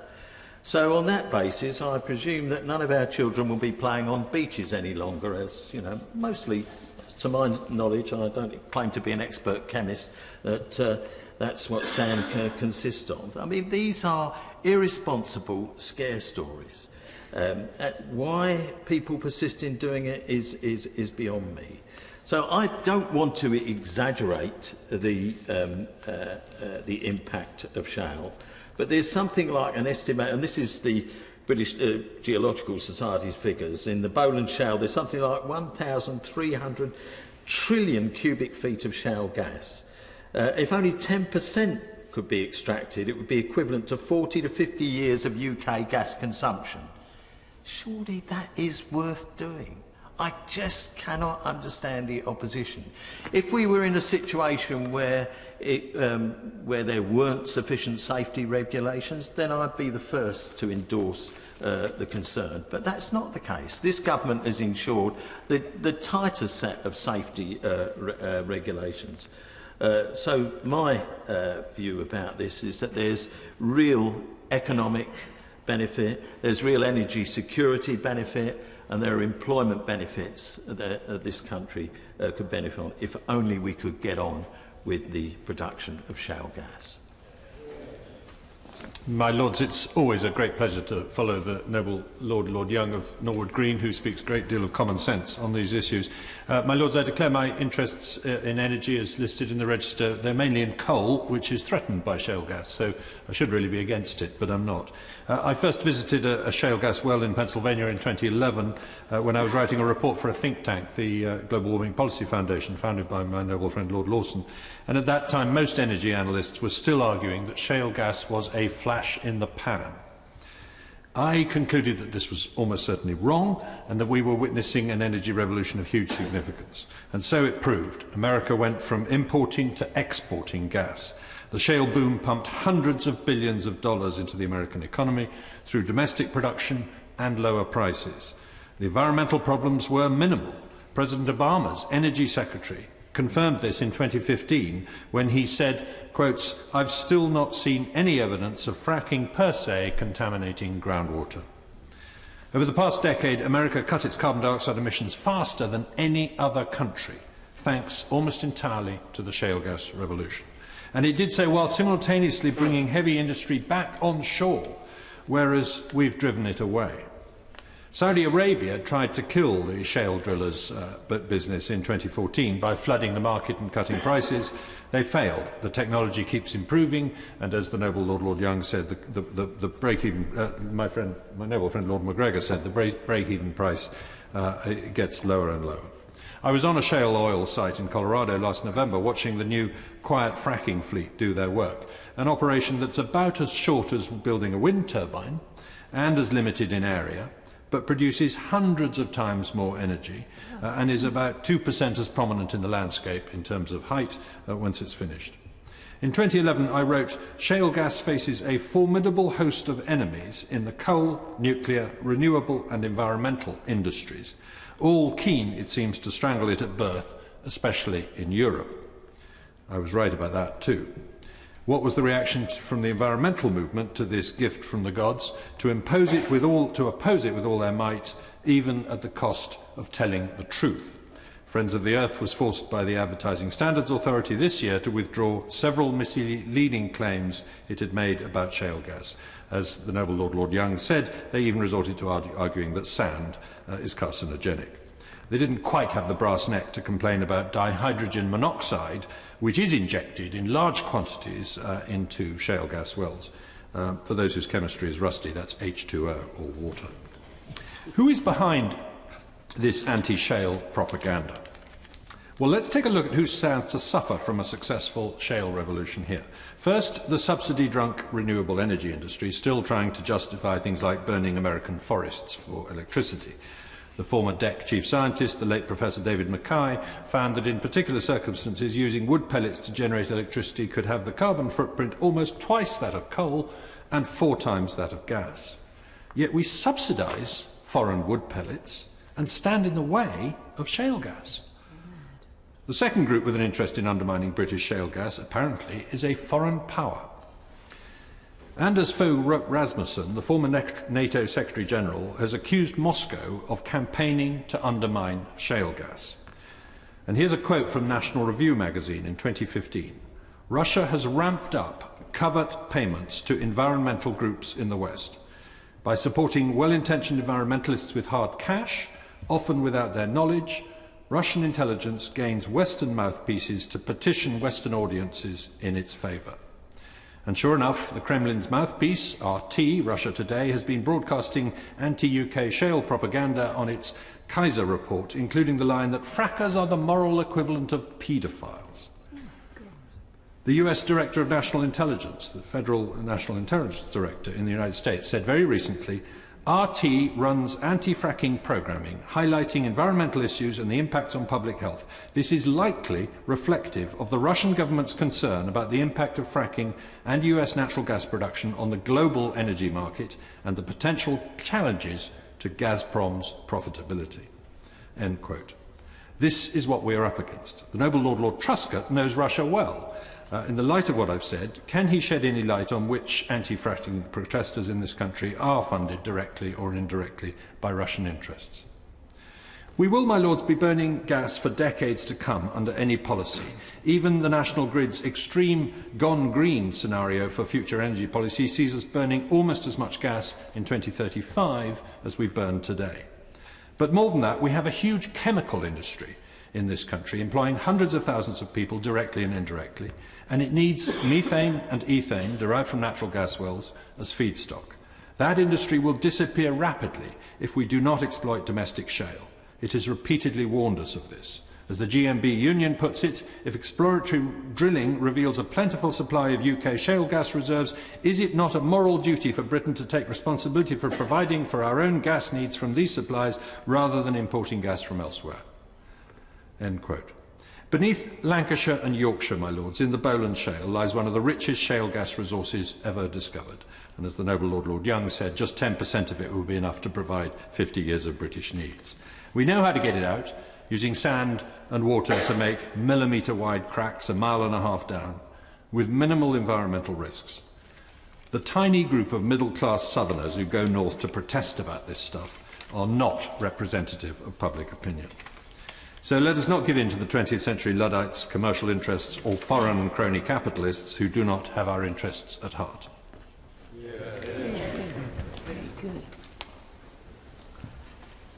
My Lords, I welcome this important debate introduced by the noble Lord Truscott. Shale gas and its extraction by the process of hydraulic fracturing, known as fracking, remains a controversial subject. In discussing environmental benefits of shale gas, it is, of course, also important to address potential environmental risks from a science and engineering standpoint. These risks have been referred to by the noble Lord Truscott. I speak from my experience as chairman of the committee that produced the Royal Society and Royal Academy of Engineering report, Shale Gas Extraction in the UK, a Review of Hydraulic Fracturing. Our report was published in 2012. That independent review was requested by the Government Chief Scientific Advisor at that time, Sir John Beddington. It arose from experiences of seismicity in the Blackpool area in 2011, shortly after fracking of an exploratory shale gas well at the Priest Hall site.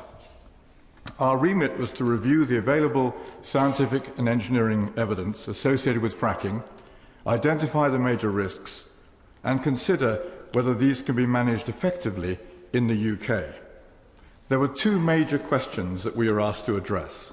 A, what are the environmental risks, particularly in relation to possible groundwater contamination?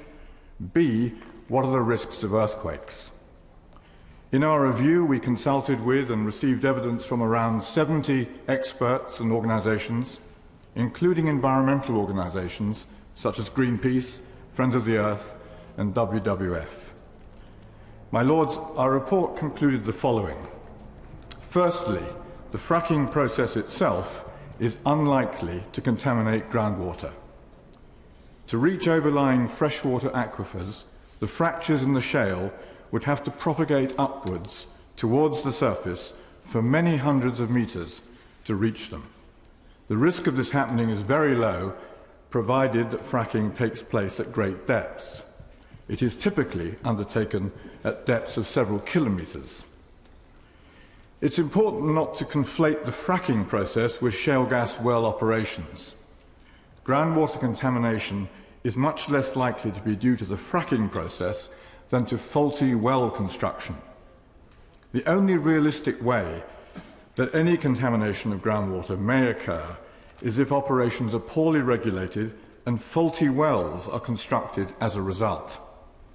Ensuring well integrity must remain the highest priority to prevent contamination. If wells are properly constructed, sealed and managed, the risk of contamination is very low. Our report therefore concluded that shale gas extraction can be undertaken safely in the UK, provided operational best practices are implemented and enforced through robust regulation. Secondly, our report concluded that earth tremors resulting from fracking are minimal, smaller than those caused by coal mining. In this context, earth tremor is a much more appropriate term than earthquake. The effects felt from earth tremors caused by fracking would be no worse than a passing heavy lorry. The noble Lord Truscott referred to earthquakes in Oklahoma. More significant earthquakes have been reported in the USA, all of these arising from re-injection of wastewater into disposal wells, not from fracking itself. We recommended various regulatory safeguards to manage these risks. A vital key to effective the risks is comprehensive and rigorous monitoring. In particular, methane and other contaminants in groundwater should be closely monitored, as well as potential leakages of methane and other gases into the atmosphere. Similar conclusions on the importance of rigorous monitoring were reached by Public Health England in its 2014 report, and also in other recent reports by science and engineering academies within Europe and elsewhere, including the Australian and Canadian academies.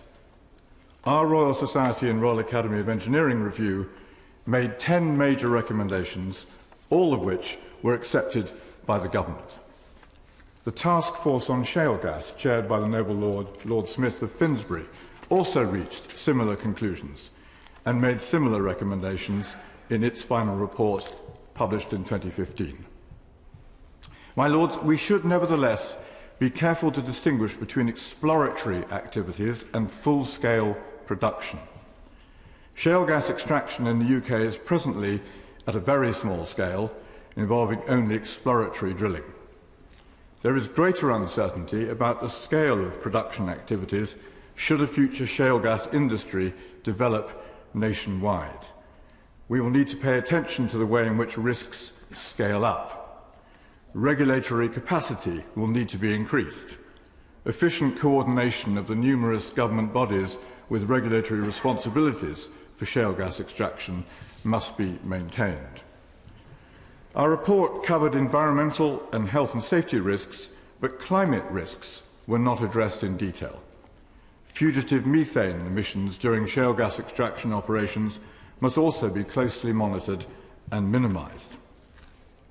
Green completion technologies designed to capture any methane and other gases emitted from flowback water have been made mandatory in the USA by the Environmental Protection Agency since 2015.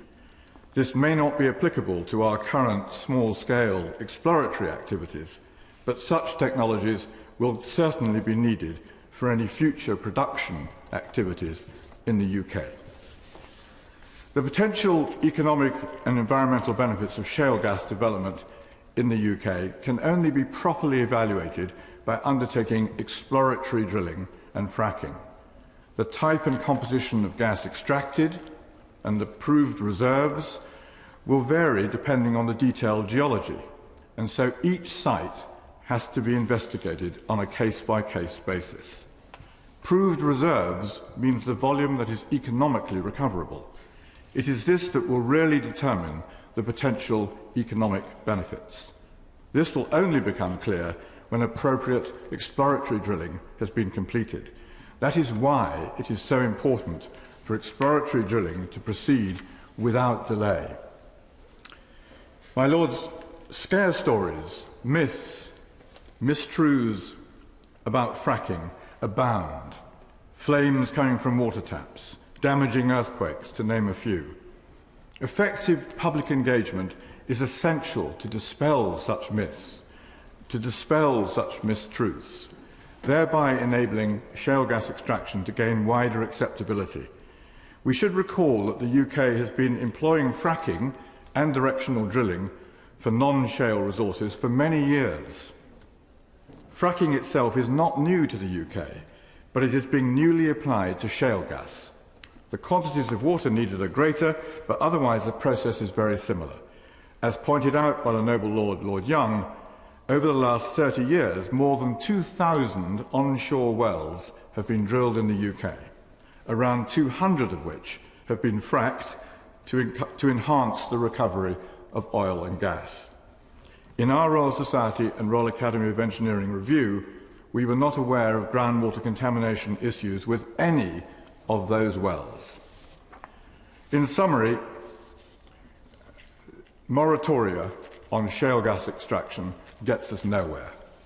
The constructive way forward is to proceed cautiously with well-controlled exploratory drilling with a strong regulatory framework, robust environmental risk assessments and rigorous monitoring regimes. As the Noble Lord MacGregor put it, we need to get on with it.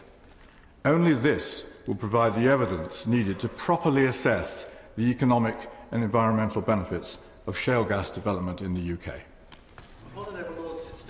Would you be prepared to say quite clearly that your society would strongly recommend the development of shale gas because of the huge economic benefits it could bring to this country, subject only to satisfactory safeguards in its production? I thank the Noble Lord for that question. The answer is yes. The Royal Society and the Royal Academy of Engineering would indeed say that we should proceed, providing we proceed exactly as I've been speaking about, with very careful and rigorous monitoring. Yes. So I too would like to thank Lord Truscott for securing this debate. I'm not sure he expected the consensus around the House when he put it down. My Lords, the UK energy policy should provide secure, affordable and climate-friendly energy with an emphasis on homegrown energy, primary fuels and innovation for the future. Now, the UK onshore oil and gas is a representative body for industry and has suggested that to achieve the aims of secure, affordable and climate-friendly energy, the UK will need a balance of natural gas to provide heat, electricity, essential chemical feedstocks and to improve air quality, renewables and nuclear to generate electricity, and oil to power transportation and provide essential chemical feedstocks. So, my Lords, gas is a vitally important source of energy for the UK, and we have so much of it in our own country. The IOD says that shale gas could cut our gas imports by half. The National Grid believes that British shale gas could heat every home in the UK, and shale gas, as we've heard, could create 60,000 jobs. But how ironic, in September 2016, just gone, the first shipment of shale gas arrived from the US to the United Kingdom. It arrived at Grangemouth refinery in Scotland. My Lords, how ridiculous when shale gas produced in the US arrives in Scotland when the Scottish Parliament has banned fracking. As Francis Egan of Cordrilla so rightly said at the time, they are taking ethane, turning it into liquid, transporting it across the sea in a container, turning it back into gas, and then pumping it into Grangemouth. Just beneath Grangemouth are deposits of shale gas that the Scottish Government is saying you cannot touch. My Lords, today in the United States, around 50% of oil production and two-thirds of gas production is from so-called non-conventional wells. Well over 300,000 such wells have been drilled. And the fact that the oil and gas industry pumps chemicals into the ground in this process causes opposition from environmental groups. However, despite Hollywood dramatising the dangers, there is no significant evidence of any environmental damage from fracking. And I agree with Lord Young. It has been suggested that test fracking in the north of England caused a minor earthquake. But I understand the magnitude of the so-called tremor was no more likely to cause damage to property than the vibrations of a heavy truck passing a building. So, my Lords, in reality, the opposition to fracking in the UK has more to do with perceived blight on the surface environment and the volume of heavy industrial traffic rather than the theoretical poisoning of aquifers, which I'm told some would say is impossible, as shale operations are much deeper than the water table, and the water table is cased from the well bore, as it was explained by Lord Mayor. We have indeed sensible regulations in this country which will help maintain the environment whilst being able to produce the gas that we need. So in the energy industry, my Lords, there are three key issues often quoted. One, energy security, now that our traditional fossil fuels are running out. Long-term affordability and financial security of energy. And thirdly, climate change and environmental concerns, decarbonisation targets. Our North Sea oil and gas reserves are running low. Production has fallen, as we know, two-thirds in the last 15 years. But gas represents 35% of our fuel consumption in the UK, and we currently import over half our gas from Norway, from rest of Europe, maybe Russia, and Qatar. My Lords, by 2035 we may well have to import 90% of our gas. And from a security point of view, that is alarming. Now, the British Geological Survey estimates that there is 1,300 trillion cubic feet of shale gas in the north of England. Now, even if we recover just 1/10 of the estimated shale gas reserves, that is enough for at least 40 years' supply, as we currently use just under 3 trillion cubic feet per annum. And if it is accepted that we need gas, and accept that it is more secure, better for domestic employment and the development of a manufacturing industry as part of our industrial strategy, and it produces a potential bonanza in tax receipts, then the answer clearly is to exploit these shale beds. My Lords, let us not turn our backs on a lower carbon energy source, maintaining our own energy security, the growth of a manufacturing industry with jobs and careers for a whole new generation. And as the North Sea reserves do run out, let's be positive and create a shale revolution. In 2014 and 2015, I chaired the task force on shale gas, and we concluded our work at the end of 2015. I should also, of course, mention that I was chairman of the Environment Agency until September 2014. In the task force, we looked very carefully at the economic and environmental implications of the development of a shale gas industry in the UK. And there are 5 especially important points that I would like to make arising out of our work. First, we will need gas as part of our energy mix in this country for several decades to come. Yes, of course, we must develop renewables. Yes, we must build a new generation of nuclear power stations, though not necessarily on the model that the government appear to be determined to take forward. But these can't be deployed in a hurry. They'll take time. We will need gas as an interim fuel to take us towards a lower carbon future. And let's not forget also, this is not just about electricity generation. 80% of all our households depend on gas for their cooking and heating. That is not going to change overnight. Second, gas is better than coal. The industrial emissions and greenhouse gas effects of burning gas are something like half of those of burning unabated coal. Now, we're rightly, in this country, running down our coal-burning capacity to generate electricity at the moment. I trust this will be one of the developments that doesn't fall foul of the Brexit changes. But gas has to be part of the solution to doing so. Along, I would add, with carbon capture and storage, especially for gas, which will become increasingly important, and I'm dismayed at the government's decision to abandon the fund that had been specifically earmarked for the development of large-scale pilot projects of CCS. It was very short-sighted of them to do so, and it's denying us both an early environmental benefit and a first-mover economic advantage with carbon capture. Third, local environmental protection at a shale gas site is imperative. There are 4 things that are crucial for this: rigorous regulation, monitoring and inspection.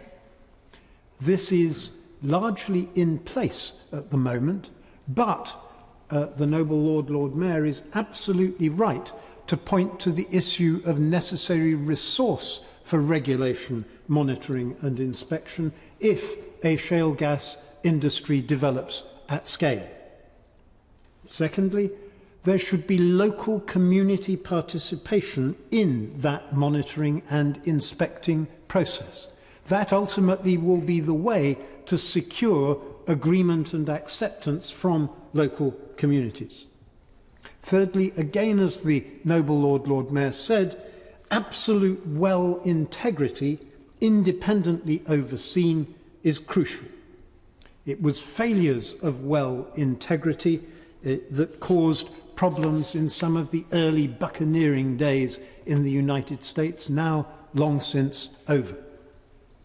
And fourthly, mandatory green completion to ensure that all gases, especially methane, are captured when they rise to the surface, must be put in place.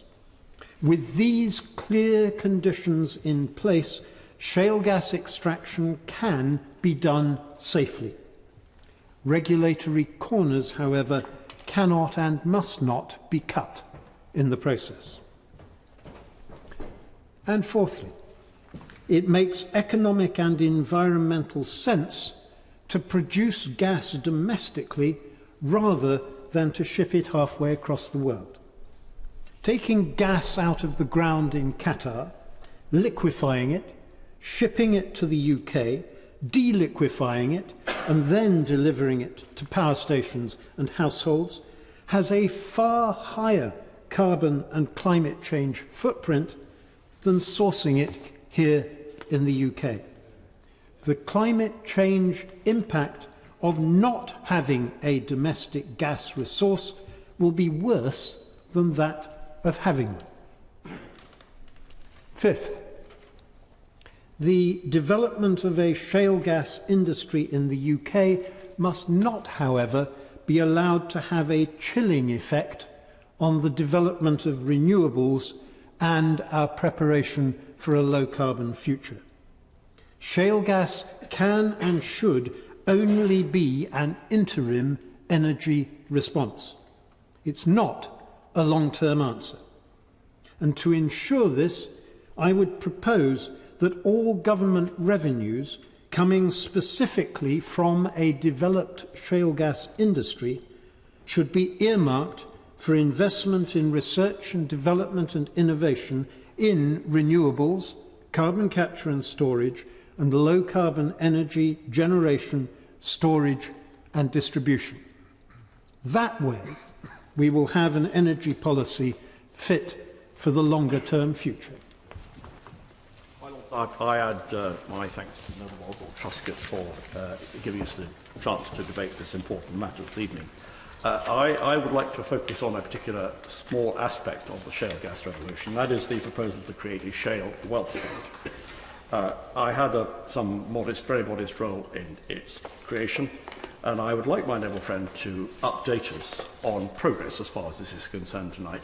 The progress, it seems to me, has been disappointingly slow, like so much aspects of the shale gas revolution.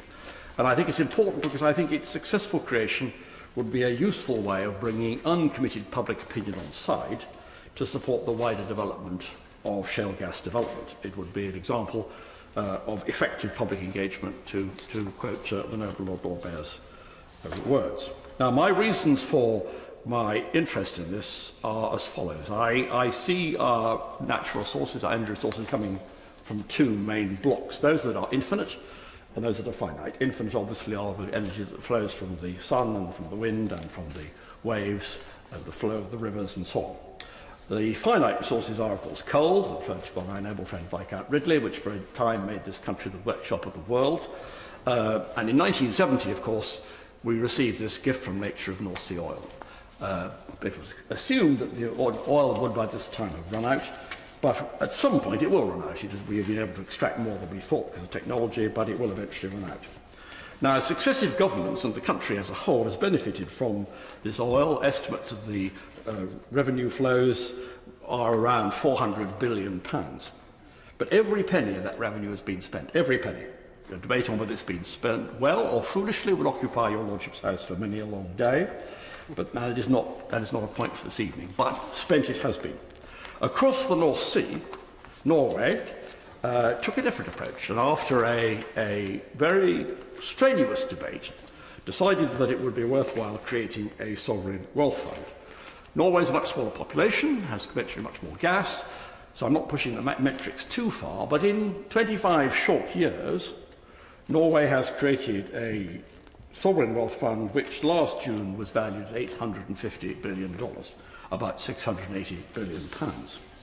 Now, as I say, in this country we took a different approach, different decision, and every penny that we receive now and in the future will be spent until the oil finally runs out. Now we have another potential gift from nature with natural gas extracted by this fracking process.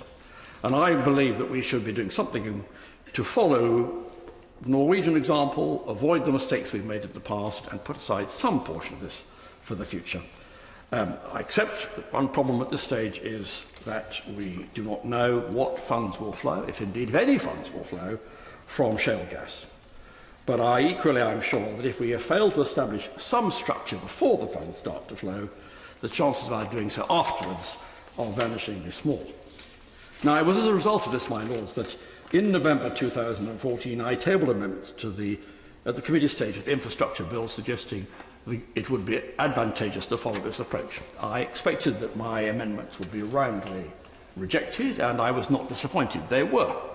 But a couple of days later, I had a call from the Chancellor's Checker's office to say that he actually thought it was quite a good idea, and if I chose to re-table them at report stage, he would be prepared to give a commitment to undertake some form of shale wealth fund. Well, as you may imagine, my Lords, I didn't need to be asked to do that twice, and so I did table them. And on the 10th of November, at column 102, the Noble Lord Dayton, speaking for the Treasury, said, "We commit to the principle. The Chancellor will demonstrate his commitment to bring forward a proposal in the next Parliament in his autumn statement." And I'm glad to say the Chancellor did fulfil that commitment. But, my Lords, I should have known that pride cometh before a fall, because since October 2015, progress has been, well, glacial would be probably the right word, bearing in mind what we're discussing this evening. A consultation document was published in August of last year, and any strategic vision had been carefully excised. Now one reads that the fund is to have a maximum life of 25 years, maximum size of £1 billion. This is hardly sovereign wealth fund Norway style. Indeed, as I pointed out in my response to the consultation, the emphasis on local distribution of any monies received leads one to fear that it is no more than a bribe to draw the sting of local opposition to fracking. So my reactions are that this proposal should not be limited to a 25-year life. Some proportion of the fund should be invested on an endowment basis, i.e. disbursement should be limited to a level at which you preserve the capital for future generations, and that the fund should not be used exclusively to benefit what might be quite small communities who happen to be sitting on top of a gas access point.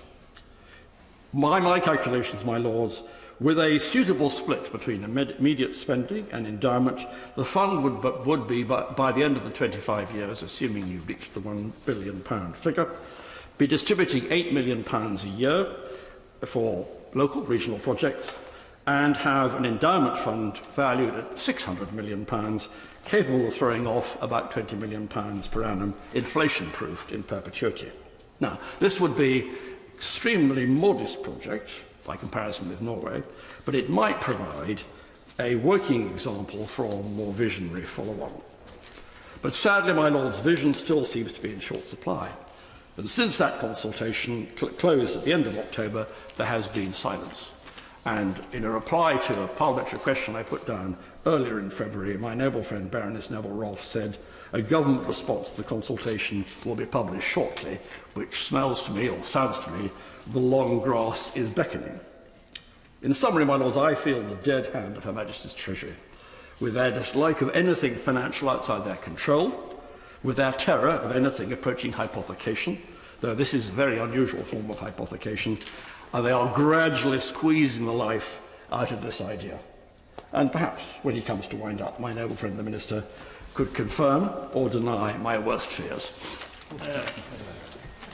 Well, my Lords, I find myself in opposition to the vast majority of your Lordships who have spoken, and I would congratulate Lord Truscott on securing this debate, which I regard as a very important debate. I don't agree. I don't believe that fracking will deliver energy security in the long term. I don't believe that fracking is sustainable, and I don't believe that fracking will help us meet our legally binding targets. I do believe it will introduce a new form of greenhouse gas, and I don't think it's sensible or logical, when we have just signed up to the Paris Agreement on climate change, to encourage forward a source of energy that emits greenhouse gases. And there's a litany of reasons why fracking is a bad idea. I mean, I can see that the government looks across the sea, across the Atlantic, with green eyes. Could shale gas do for the UK what it has done for the US? According to a lot of your lordships, you believe it would, but I don't. No would be my answer. Different geology, different geography. I think to some degree the government is keen because it's private money that will come in and produce gas, and gas will be a bridging loan. As many of your lordships have said, it's going to be a way of an interim supply of energy, a bridging loan to the future, gets the government out of a hole which exposes a lack of a planned energy policy, taking us from where we are now to a sustainable future. We've had no sights of the emissions reduction plan. We've had no word on government plans to decarbonise heating. And in terms of experts, I'm not sure this government believes in experts. I hear what your lordships have said about the scare stories, but I do believe some of the doctors and health charities who've raised concerns over threats to health and water contamination. I thought Lord Mayor's contribution was very impressive and very substantial. But Scotland and Wales have banned it. I don't think they've banned it for no reason. And moreover, I would say this is not America.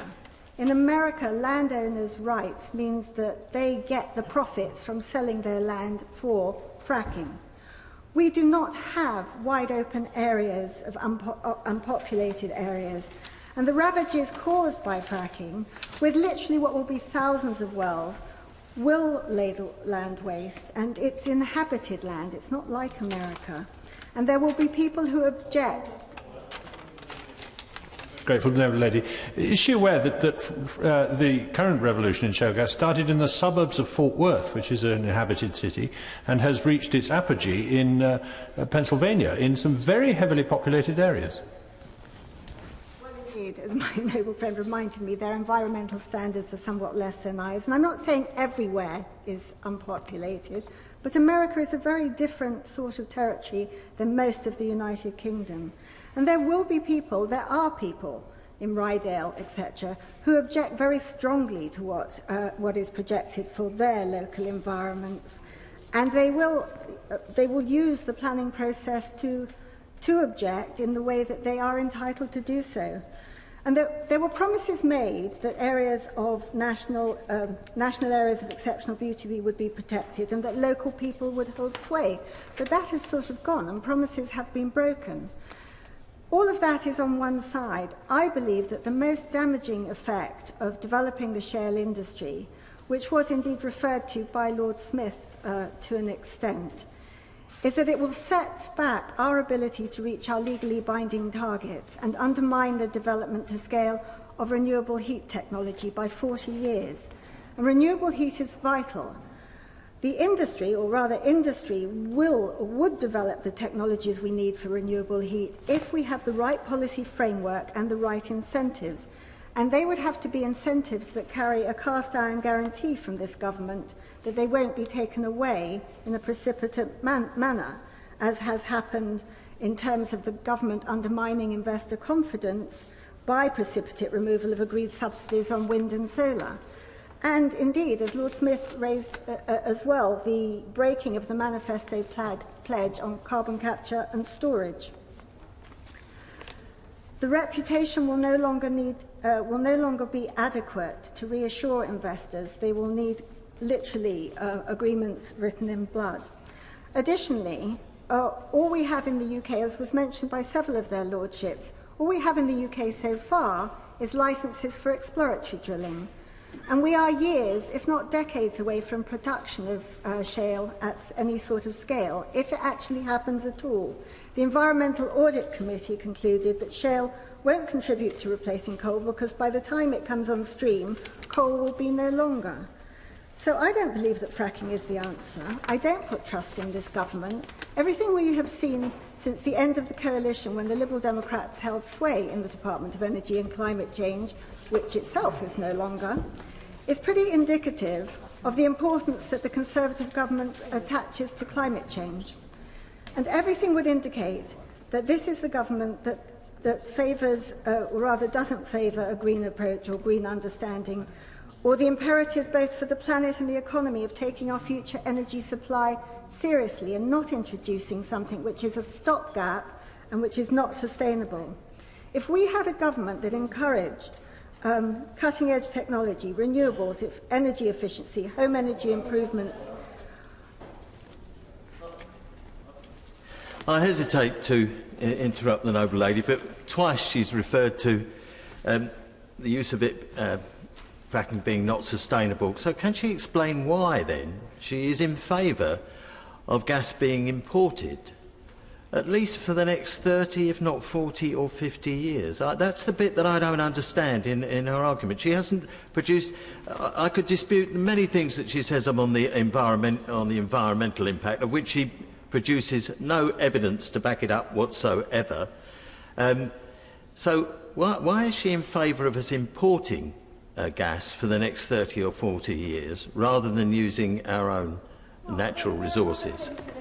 Streams such as green gas and hydrogen and so on and so forth.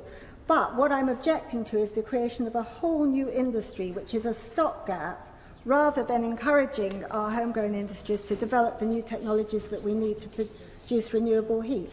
I don't see developing the shale industry as the answer to our questions. I'm also not that keen on importing gas, but for the time being, that would be my preference, rather than to start a whole new industry with the sort of destruction it brings in its wake. As I was going down my litany of what the government should be doing in terms of regulation, intervention, sequestration, reduced demand, then we would actually be getting somewhere. There seems to be a general sort of prayer that somehow shale will save us. My faith in actually this not coming is actually that the companies who are taking up the exploratory drilling licenses are not huge companies, they're middle-sized companies.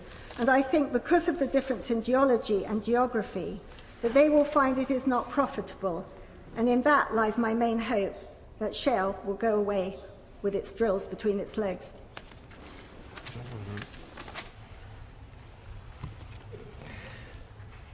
I thank the noble Lord Truscott for initiating this debate tonight on fracking. It concerns the important nature of the UK's future energy mix and whether fracking has an acceptable role to play. The continuing debate and your Lordship's contribution tonight are serious matters that I commiserate with the noble Lord Truscott should he consider that being positioned between stages of the EU notification withdrawal bill may not do justice to its importance.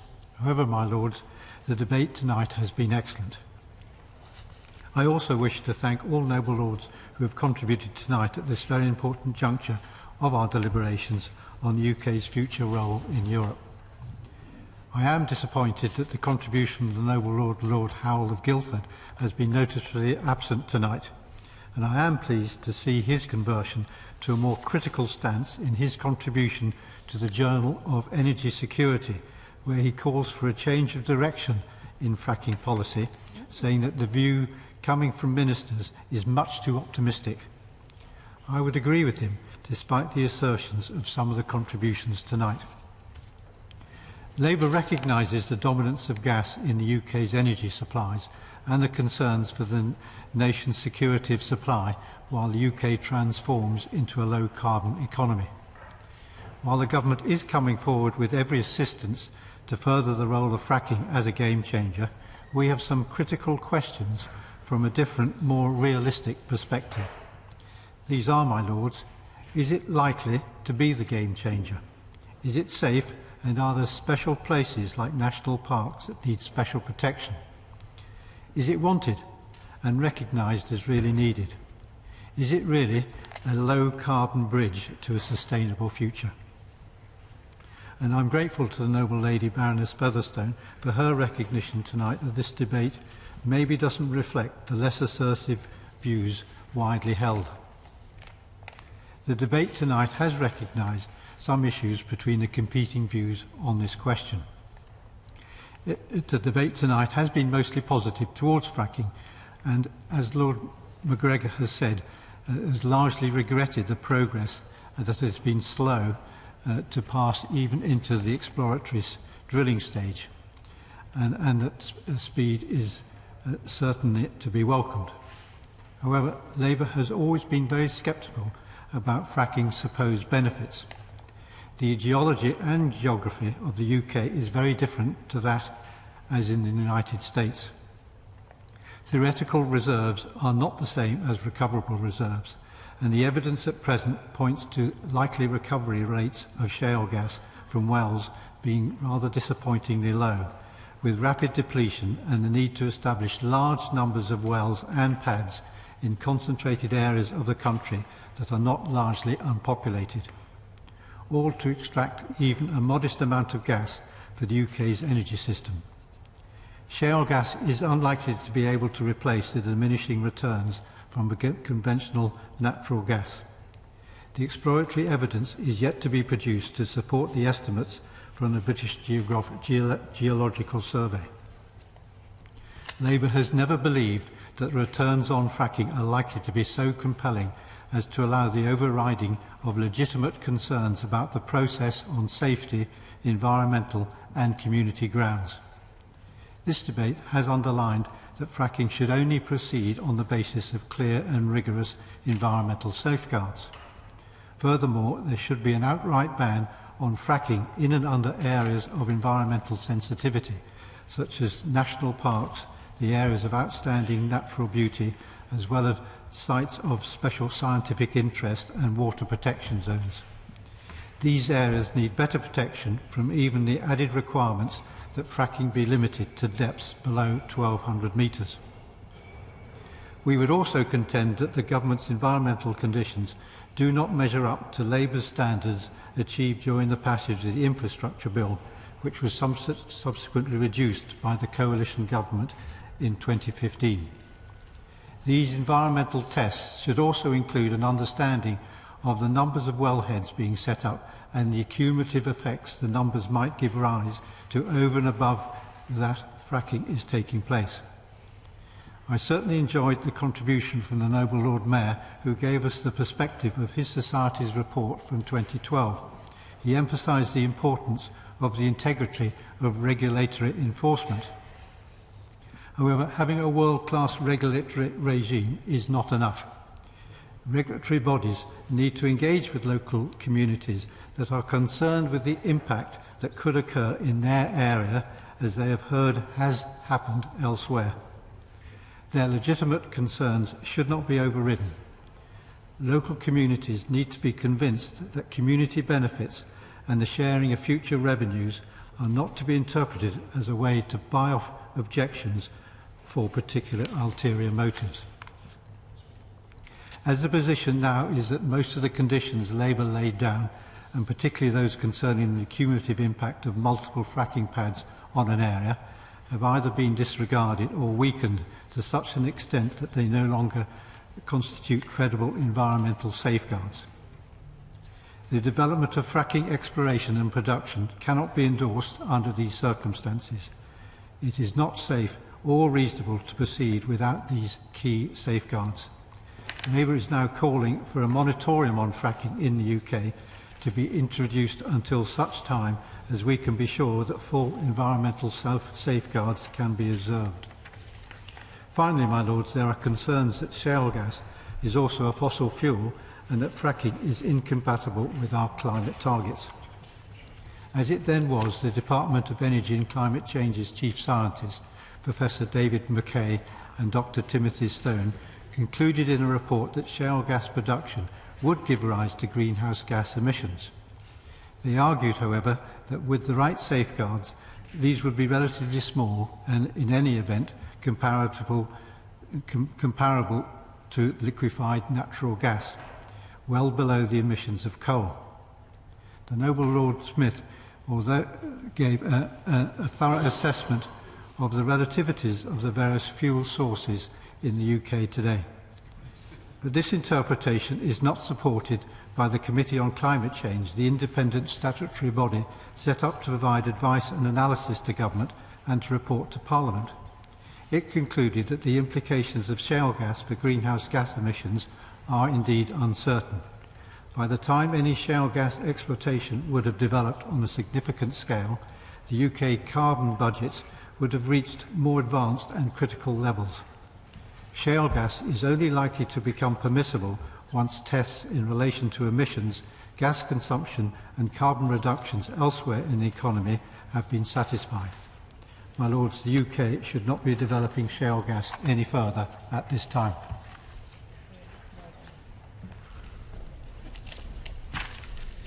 Well, my Lords, can I also thank the Noble Lord Truscott for tabling this debate this evening. It's been, I think, a really very well-informed debate, even if the Noble Lord didn't necessarily receive the support that he was hoping to receive during the debate. I mean, so well-informed that I find that everything I was going to say in my speech has actually already been said by Noble Lords. So I'm going to just run through some of what I think are the main issues that have been raised.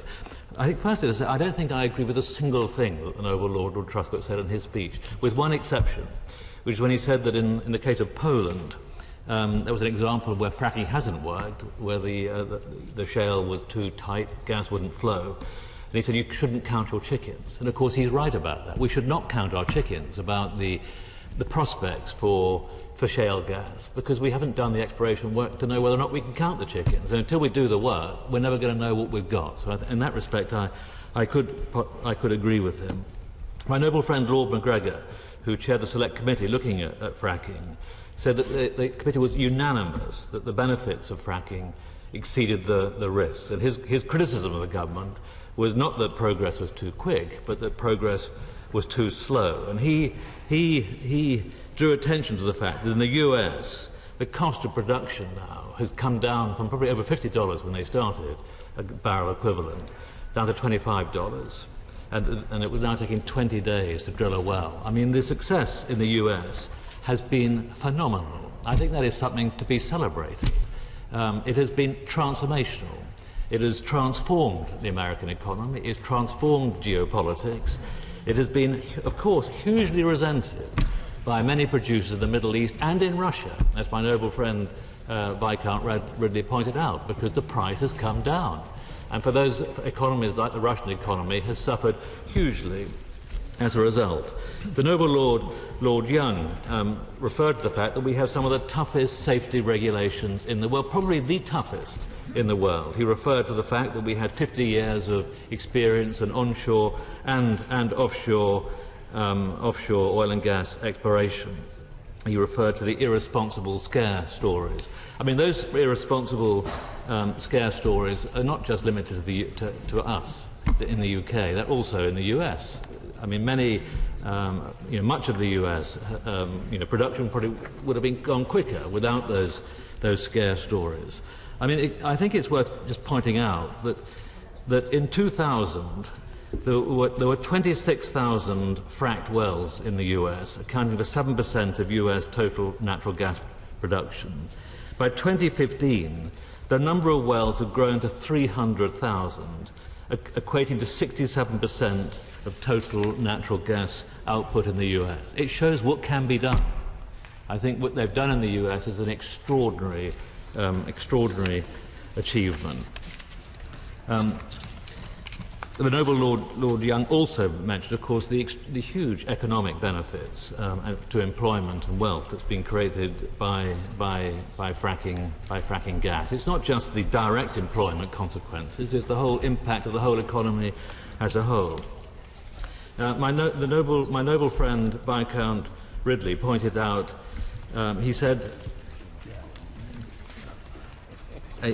that he referred. This was a point picked up later on by the noble Lord Mayor, that there were that he had seen there was no evidence of any groundwater contamination in the US, and that it had cut greenhouse gases. And he went on to say that, of course, it is a vital that fracked gas and the LNG that comes from it is a vital feedstock for the chemical industry. This was a point that was also raised by the noble Lord Polak, that it is an absurd situation where we are now bringing in LNG from the USA into Grangemouth to be converted to be used as a feedstock there, or indeed piped over to Teesside to be used as a feedstock in Teesside. This is not only is the carbon footprint much larger, but of course it's much less economic for our chemical industry in this country. And of course there is a risk that the US now, instead of shipping LNG, will of course convert that LNG, will convert the gas in the US into other products, and therefore undercutting our chemical industry in the UK. The noble Lord Mayor, I thought, referred to the work done by the Royal Society and the Royal Academy, which I thought was pretty conclusive, that they found that fracking was unlikely to contaminate groundwater, that the earth tremors were minimal, so long as there was proper regulation, proper monitoring, and that the well operations were properly managed. He said that the scare stories and mistruths abound, and I think he is absolutely right in that regard. And the noble Lord Smith, who was not only chaired the task force into shale gas, but was at the same time was chairman of the was chairman of the Environment Agency. Again, his conclusion was a very clear one, that on the balance, that shale gas was a good thing for the UK. On the point made by Lord Hodgson about the Shale Wealth Fund, well, I think we are slightly putting the cart before the horse when he referred to the Norwegian Sovereign Wealth Fund being $850 billion. We haven't yet got any gas out of the ground over here. It will be a lovely problem to have. As he knows, the government is consulting about forming a sovereign wealth fund equivalent, which will be funded by 10% of tax revenues. That is still being consulted upon. It will be a lovely problem to have. Now, of course, we must. I don't want to minimise the points that will be made by the noble Baroness Featherstone and noble Lord Grantchester. There are, of course, environmental issues. It would be foolish to pretend that they should not be taken into consideration. But gas is the cleanest fossil fuel when combusted, producing half the carbon emissions of coal, and is expected to have a comparable carbon footprint to LNG. Shale gas could, therefore, act as an effective lower carbon bridge technology while we develop renewables, improve energy efficiency, and move towards a lower carbon economy. The Infrastructure Act of 2015 inserted safeguards for licensing onshore hydraulic fracturing into the Petroleum Act of 1998. These include the assessment of environmental impacts, groundwater monitoring, community benefits, and the associated hydraulic fracturing will not take place within protected groundwater source areas and other protected areas. We have banned fracking within 1,200 metres of the surface in national parks, the Broads, areas of outstanding national beauty, World Heritage Sites, and areas most vulnerable to groundwater pollution. We are confident that these measures will protect our most valuable areas for the future. I've been asked to wind up, but in conclusion I would say this, that the potential benefits of fracking in the UK are enormous. We've seen how transformational they have been in the USA. If we do have the right regulatory system around it, if we take the right protections for our environment, then this is something that this government is wholly in favour of. Third reading of the European Union Notification of Withdrawal Bill. Lord Bridges of Headley. My Lords, I have it in my command from Her Majesty the Queen to acquaint the House that Her Majesty, having been informed of the purpose of the purport of the European Union Notification of Withdrawal Bill, has consented to place her prerogative, so far as it is affected by the bill, at the disposal of Parliament for the purposes of the bill. My Lords, I beg to move that the bill be read a third time. be now read a third time. As many as are of that opinion will say content. The contrary not content. The contents have it. My Lords, I beg to move that the bill do now pass. My Lords, sometimes statistics say more than words. So here is a very simple fact. We have spent some 44 or so hours debating a bill that started off as 137 words. And that works out at about 20 minutes per word. But, my Lords, that amount of time and scrutiny is hardly surprising, given the importance of the issues that swirl around those words. And in the debates, we have seen the very best of what this House is here to do. As I said at second reading a fortnight ago, although I have to say it feels a lot longer than that, scrutinising legislation is not an unpatriotic act. Whatever our differences, we all share a basic wish to see our country prosper in the future. And everything that has been said has been motivated by that basic wish. And the House, I'm sure, will be grateful that I'm not going to name each person who has spoken, as that in itself might take some time. But I would like to thank each and every one of your Lordships who has spoken, even where we have disagreed. And I would like to apologise too if I deprived anyone of the chance to speak, although I have a sneaking suspicion that we'll meet again very soon and on numerous occasions after that.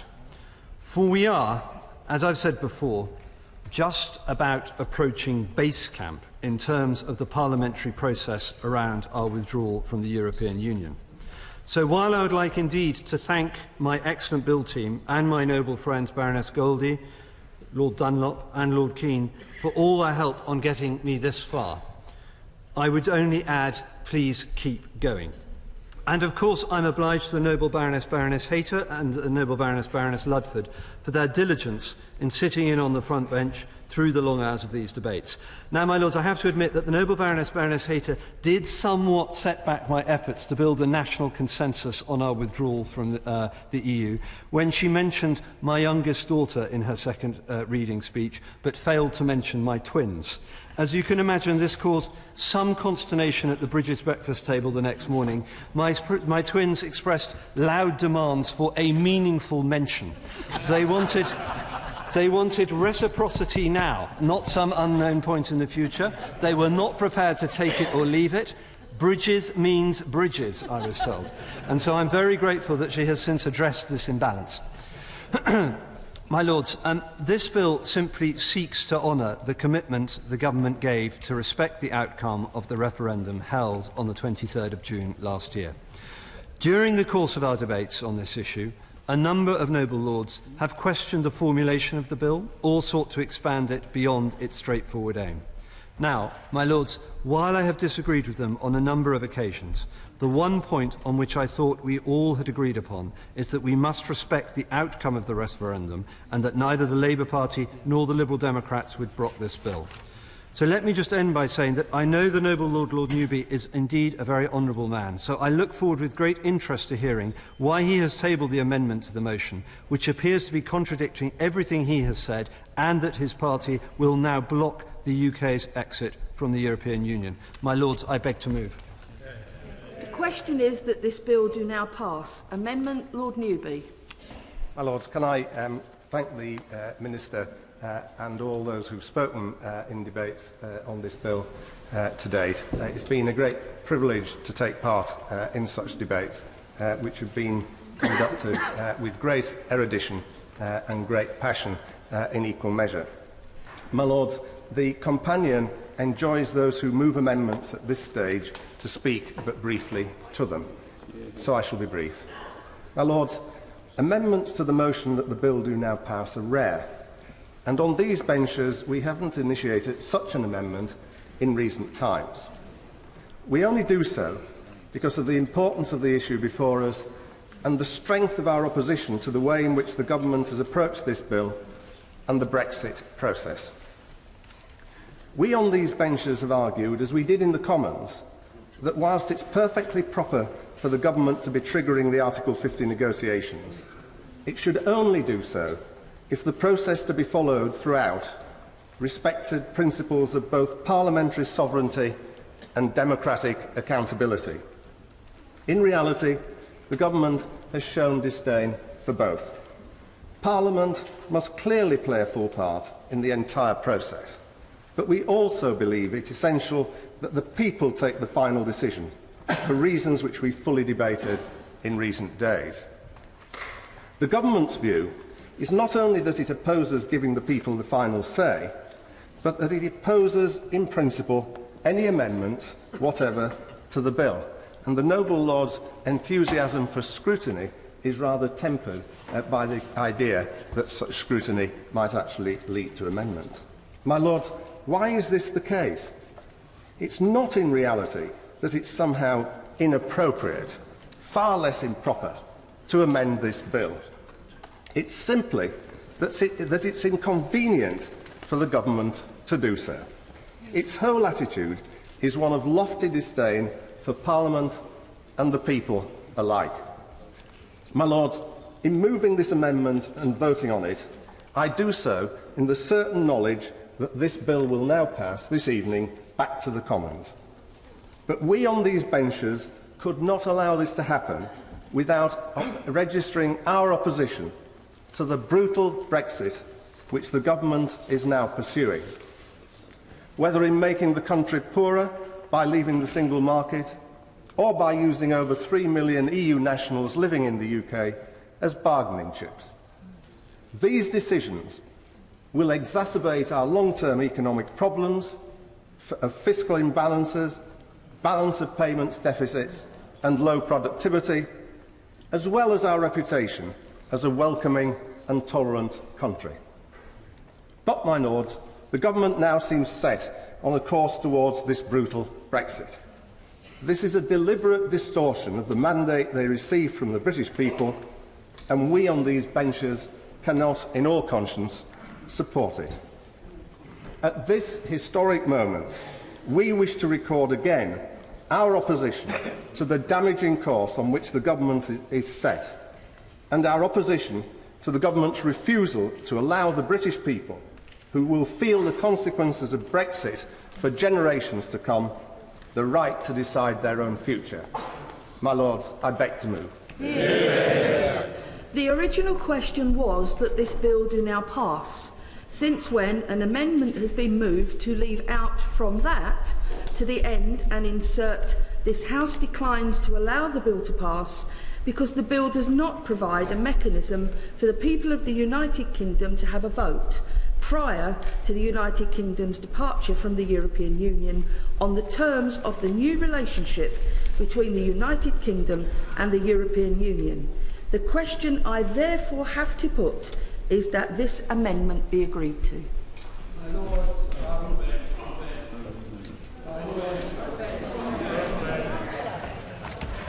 My Lords, this bill is a direct result of two things: the outcome of the referendum and the decision of the Supreme Court. In all of this, countless behind-the-scenes hands have been at work. Wherever we stood as we voted on 23rd of June, all of us know the task since then has been unprecedented, with civil servants having to devise new structures and work teams to prepare Parliament for this. Just our first bill, there will be others which will come our way. So, my Lords, I think it is appropriate we take a moment to acknowledge, as the noble Lord the Minister did, and to acknowledge their work and thank all those who have contributed within the Department for Exiting the EU and within your Lordship's House. As an opposition, we have been well supported by Dan Stevens, Ben Kaufman, Ian Parker and their colleagues. And whilst I recognise that the work on the bill is not yet done, if I thank them now, it might give them the energy for all the work that's yet to be done. And my Lords, thanks are also due to the noble Lord the Minister, for whom we have considerable sympathy. And can I indeed say apologise to his family? We've probably taken up far too much of his time, and we'd be very happy for him to spend more time with his family in the months to come. But also thank him and his colleagues and the noble Lord the Chief Whip for their help and deal with the mechanics of the timetable of this bill. And I concur on his comments and thank all noble lords who have spoken.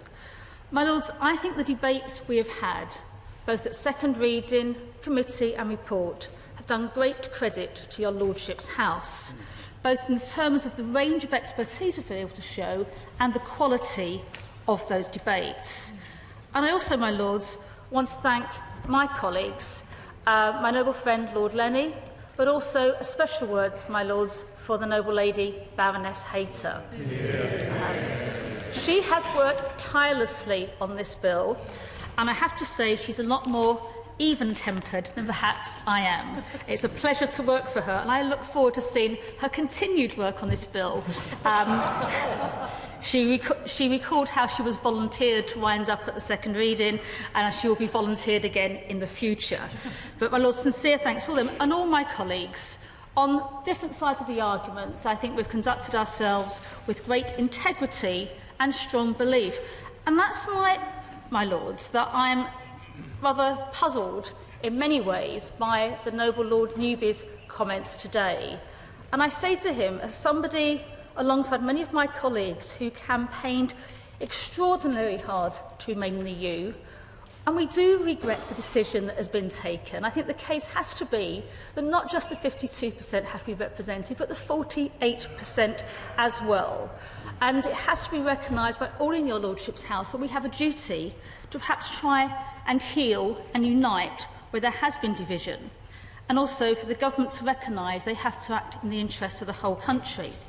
But during this debate, we have voted as a House on two extraordinarily important amendments. One on the position of EEA and EU nationals, to remove some of the uncertainty that these people currently have regarding their position in the UK and our UK citizens have about their position in the EU. So that was one very serious amendment. The second one was the one we debated tonight on the issue of parliamentary sovereignty. And again, my Lords, in that case a majority of 98. Both those amendments fulfil the criteria of the role of your Lordship's House in asking the other place, the House of Commons, to reconsider, and the quality and the content of those debates provides considerable material for MPs to do so. And the reason we passed those amendments, my Lord, wasn't some kind of vanity exercise or just to make a point. We're not a debating society where we have our debates and then afterwards we shrug off home, off to the pub because we've made our point and have no thought about what happens next. This is really important. My Lords, what happens in this House is really important. So we passed those amendments as a House as a very serious reason, as part of our constitutional responsibilities. And, my Lords, I want to hear the House of Commons debate those issues. I want elected MPs to reconsider, and I hope they will accept our amendments and the principles behind them. And I'd be very happy to see the government, we've offered cooperation and help on this one, be very happy to see the government bring forward similar amendments to have effect and give effect to those. Because, my Lords, these amendments matter. And that's why I find the Liberal Democrat motion tonight absolutely incredible. The noble Lord Newby stood in your Lordship's House today and told us that he accepted the result of the referendum and the vote in the other place. But he failed to convince this House the second referendum was the right course of action at this time. And on the basis of that, as outlined in his motion, not about anything else, not about all the issues he talked about, hard Brexit, just on that one issue of that vote, Liberal Democrats are now prepared to vote against this whole bill to stop members of Parliament considering our amendments. My Lords, I find that irresponsible. And it may be that he feels OK, as he said, he can make a point about Brexit as a whole, because we're not going to win the vote.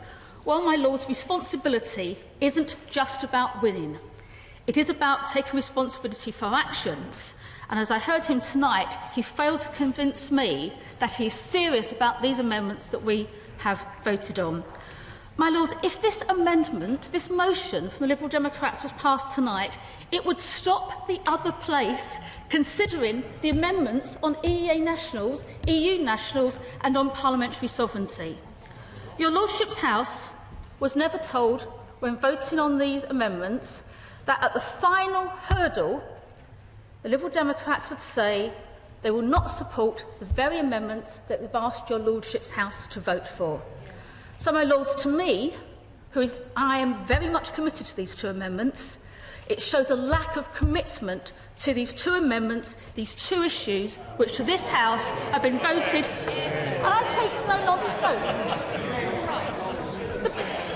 I can hear some chuntering from the party opposite. Let me say to you, if we really care about these amendments, I'm not taking heckling, stand up and intervene if you want to, but don't heckle. If we really care about these amendments, we want them to go to the other place, and we want the other place to debate them.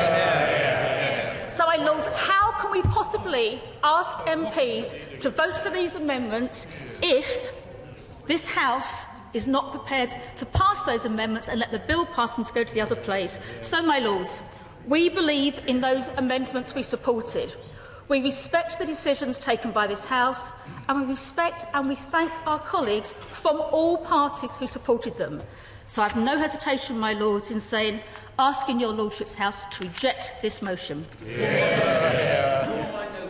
Sits down. I very much support what she's just said about the value of the amendments that this House has carried. But does she not agree that her plea to the members opposite to heal and unite rings pretty false? Rings pretty false when they are pursuing the hardest of hard Brexits. And does she not also agree that whereas in June it would have been reasonable to hope that you might have had a national consensus around a soft Brexit, this government has done nothing of this kind, that it has actually the policy of the Lancaster House speech, is la-la land as far as the possibility of a reasonable negotiation in the national interest. And I think these things are very, very important, and I hope that the opposition will continue to fight with vigour this hardest of hard Brexits. My Lords, I don't think I've ever been accused of not having vigour. And can I say to him, yes, I agree. The response from the party opposite, not from all colleagues, I have to say, but those who particularly want to pursue the hard Brexit, is disappointing. But not for one moment will I or my colleagues on this side of the House give up trying to get the best deal as we possibly can for the people of this country. So yes, I am disappointed, and I'm very disappointed that before we'd even finished voting, there were some ministers that rushed out to tell the cameras, we're going to hold back, we're not going to support this. My Lords, we need a responsible, grown-up response, a mature response, and just saying head-on a hard Brexit doesn't do it. But there is a role for this House. And the role for this House is when we pass amendments, we don't just put them in the bag and give up. We send them to the other end. And, my Lords, as I've said, I have no hesitation in saying reject this motion, because our responsibility, as my noble friend agrees with me, our responsibility is to ensure that the work we've put into those amendments, the debates we've had on those amendments, the issues we've raised on those amendments should be considered by the other place. My Lords, as I've said, I very much hope, and to echo the noble Baroness's remarks, I very much hope that we, both as a House and as a nation, can indeed put the divisions of the referendum behind us, that we can accept the result and turn our minds to how we can, together, overcome the challenges we face as a nation. As I said at second reading, I voted Remain, my Lords, so I certainly don't dismiss concerns lightly or complacently, but I do genuinely believe that we, as a House, must respect the will of the British people and deliver on their wish to leave the European Union. And so, my Lords, with that in mind, I am more than just a little disappointed by the approach of the Liberal Democrats. It is one thing to vote for an amendment to this bill. It is quite another to try and block it entirely. What, my Lords, of the majority of MPs who voted to give the country a referendum? What of the 17.4 million people who voted to leave the European Union? What of the majority of MPs who voted to pass this bill without amendment? I just find it, personally, pretty strange that a party that has Democrat in its name then votes against delivering the will of the people. For however the Liberal Democrats dress this amendment up, it would stop this bill from passing, which means we cannot start the process of negotiating. And I find the logic, my lords, very difficult to grasp. The noble lord seems to be saying, because we're not going to have a second referendum, we should not respect the views of the people expressed in the first. Now, my lords, the noble lord made commitments to this House and to the nation on February the 20th. He said, no significant body of opinion in this House is seeking to prevent the passage of the bill, but there is a world of difference between blocking the bill and seeking to amend it. And he went on, no one is suggesting we want to stop the bill. We are not saying we want to block the bill. So, my lords, and furthermore, just this morning, the leader of the Liberal Democrats said on the BBC, and I quote, "But in the end, the majority of people voted to leave the European Union. It would be quite wrong for the Lords and the Commons or the courts to try and frustrate the will of the people. I'm against that." My lords, I therefore find this baffling. And I could go on and recite all the steps that Parliament and the Government will take to ensure that Parliament does not merely scrutinise the process of our leaving the European Union, but takes major decisions. I have done so several times. But to do so, my lords, misses a much bigger point on this amendment. There are two very simple issues here. First, the integrity of a party whose leader in this House says it will not block this bill but then tries to do so.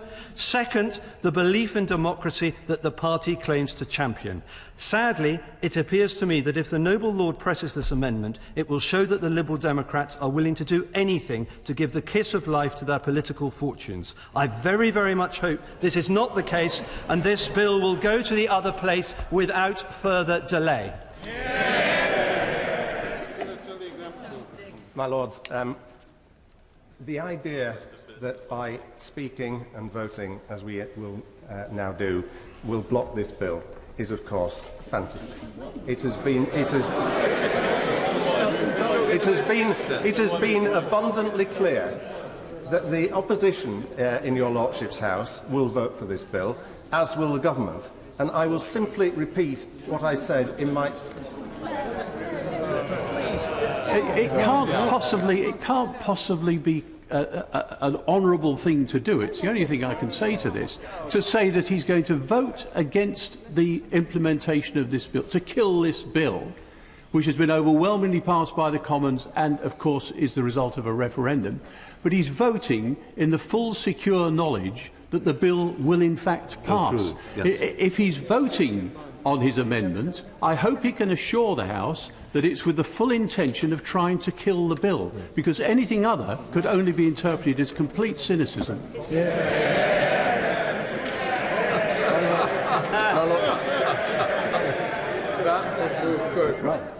My lords, I've got to live with my conscience on this bill as everybody else has, and I'm going to sleep easy tonight. I can tell your lordships that.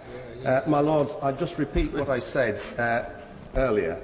We are voting now to record our opposition to the damaging course on which the government set and its refusal to allow the British people... Order. I apologise to the noble lord, but he is again coming back that the reason he's voting against or for his motion tonight is because of his fears, as many are shared across the House, of a hard Brexit. That is not what his motion says. His motion says that today that they want the bill not to pass because they didn't get their way on a second referendum vote. My lords, the noble Baroness unfortunately didn't allow me to finish my sentence, which was our opposition to the government's refusal to allow the British people, who will feel the consequences, i.e. costs, of Brexit for generations to come, the right to decide their own future.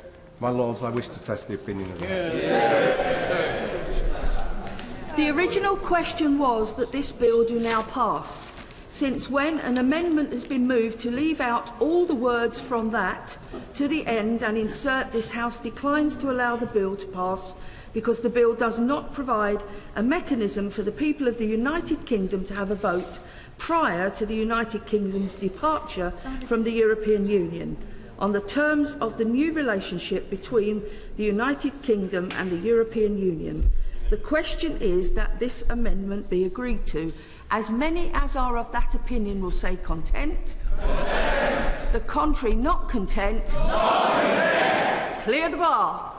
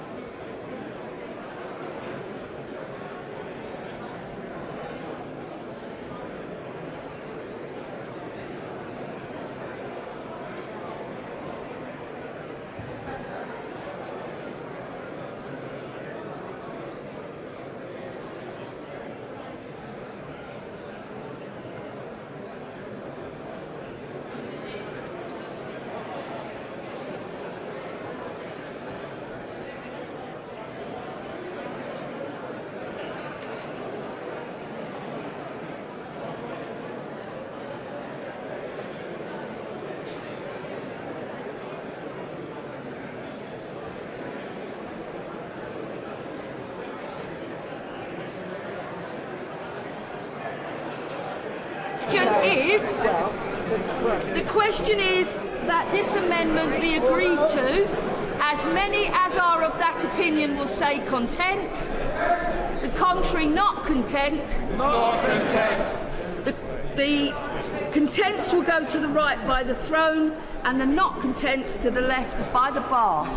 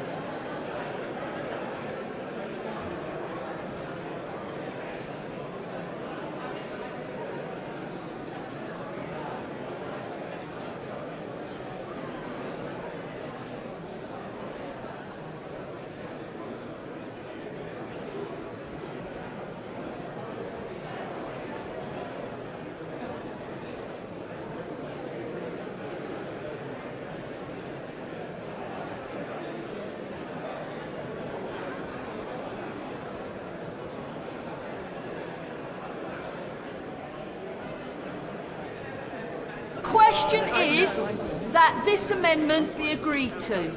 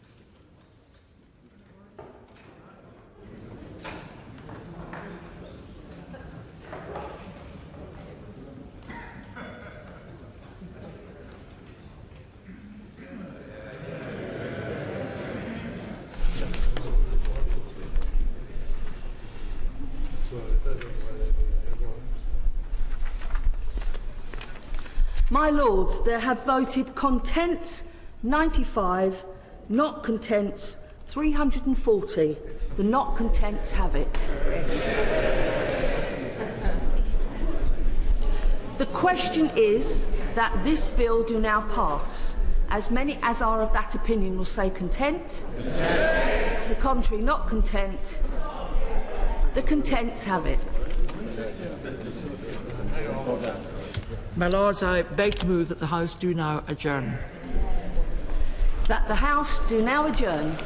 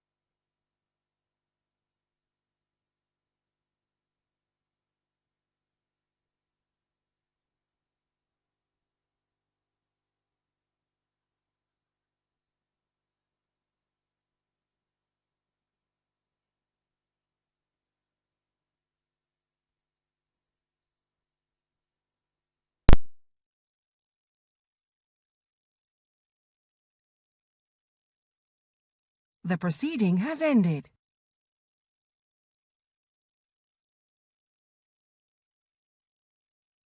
The proceeding has ended.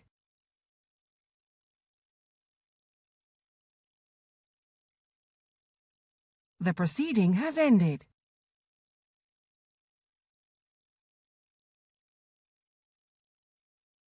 The proceeding has ended.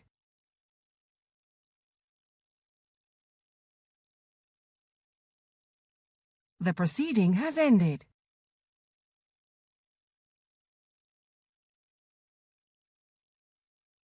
The proceeding has ended.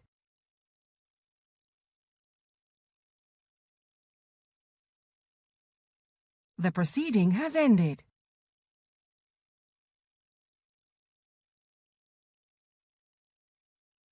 The proceeding has ended.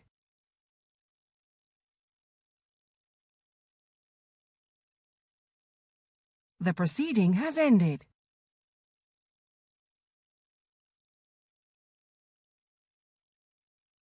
The proceeding has ended.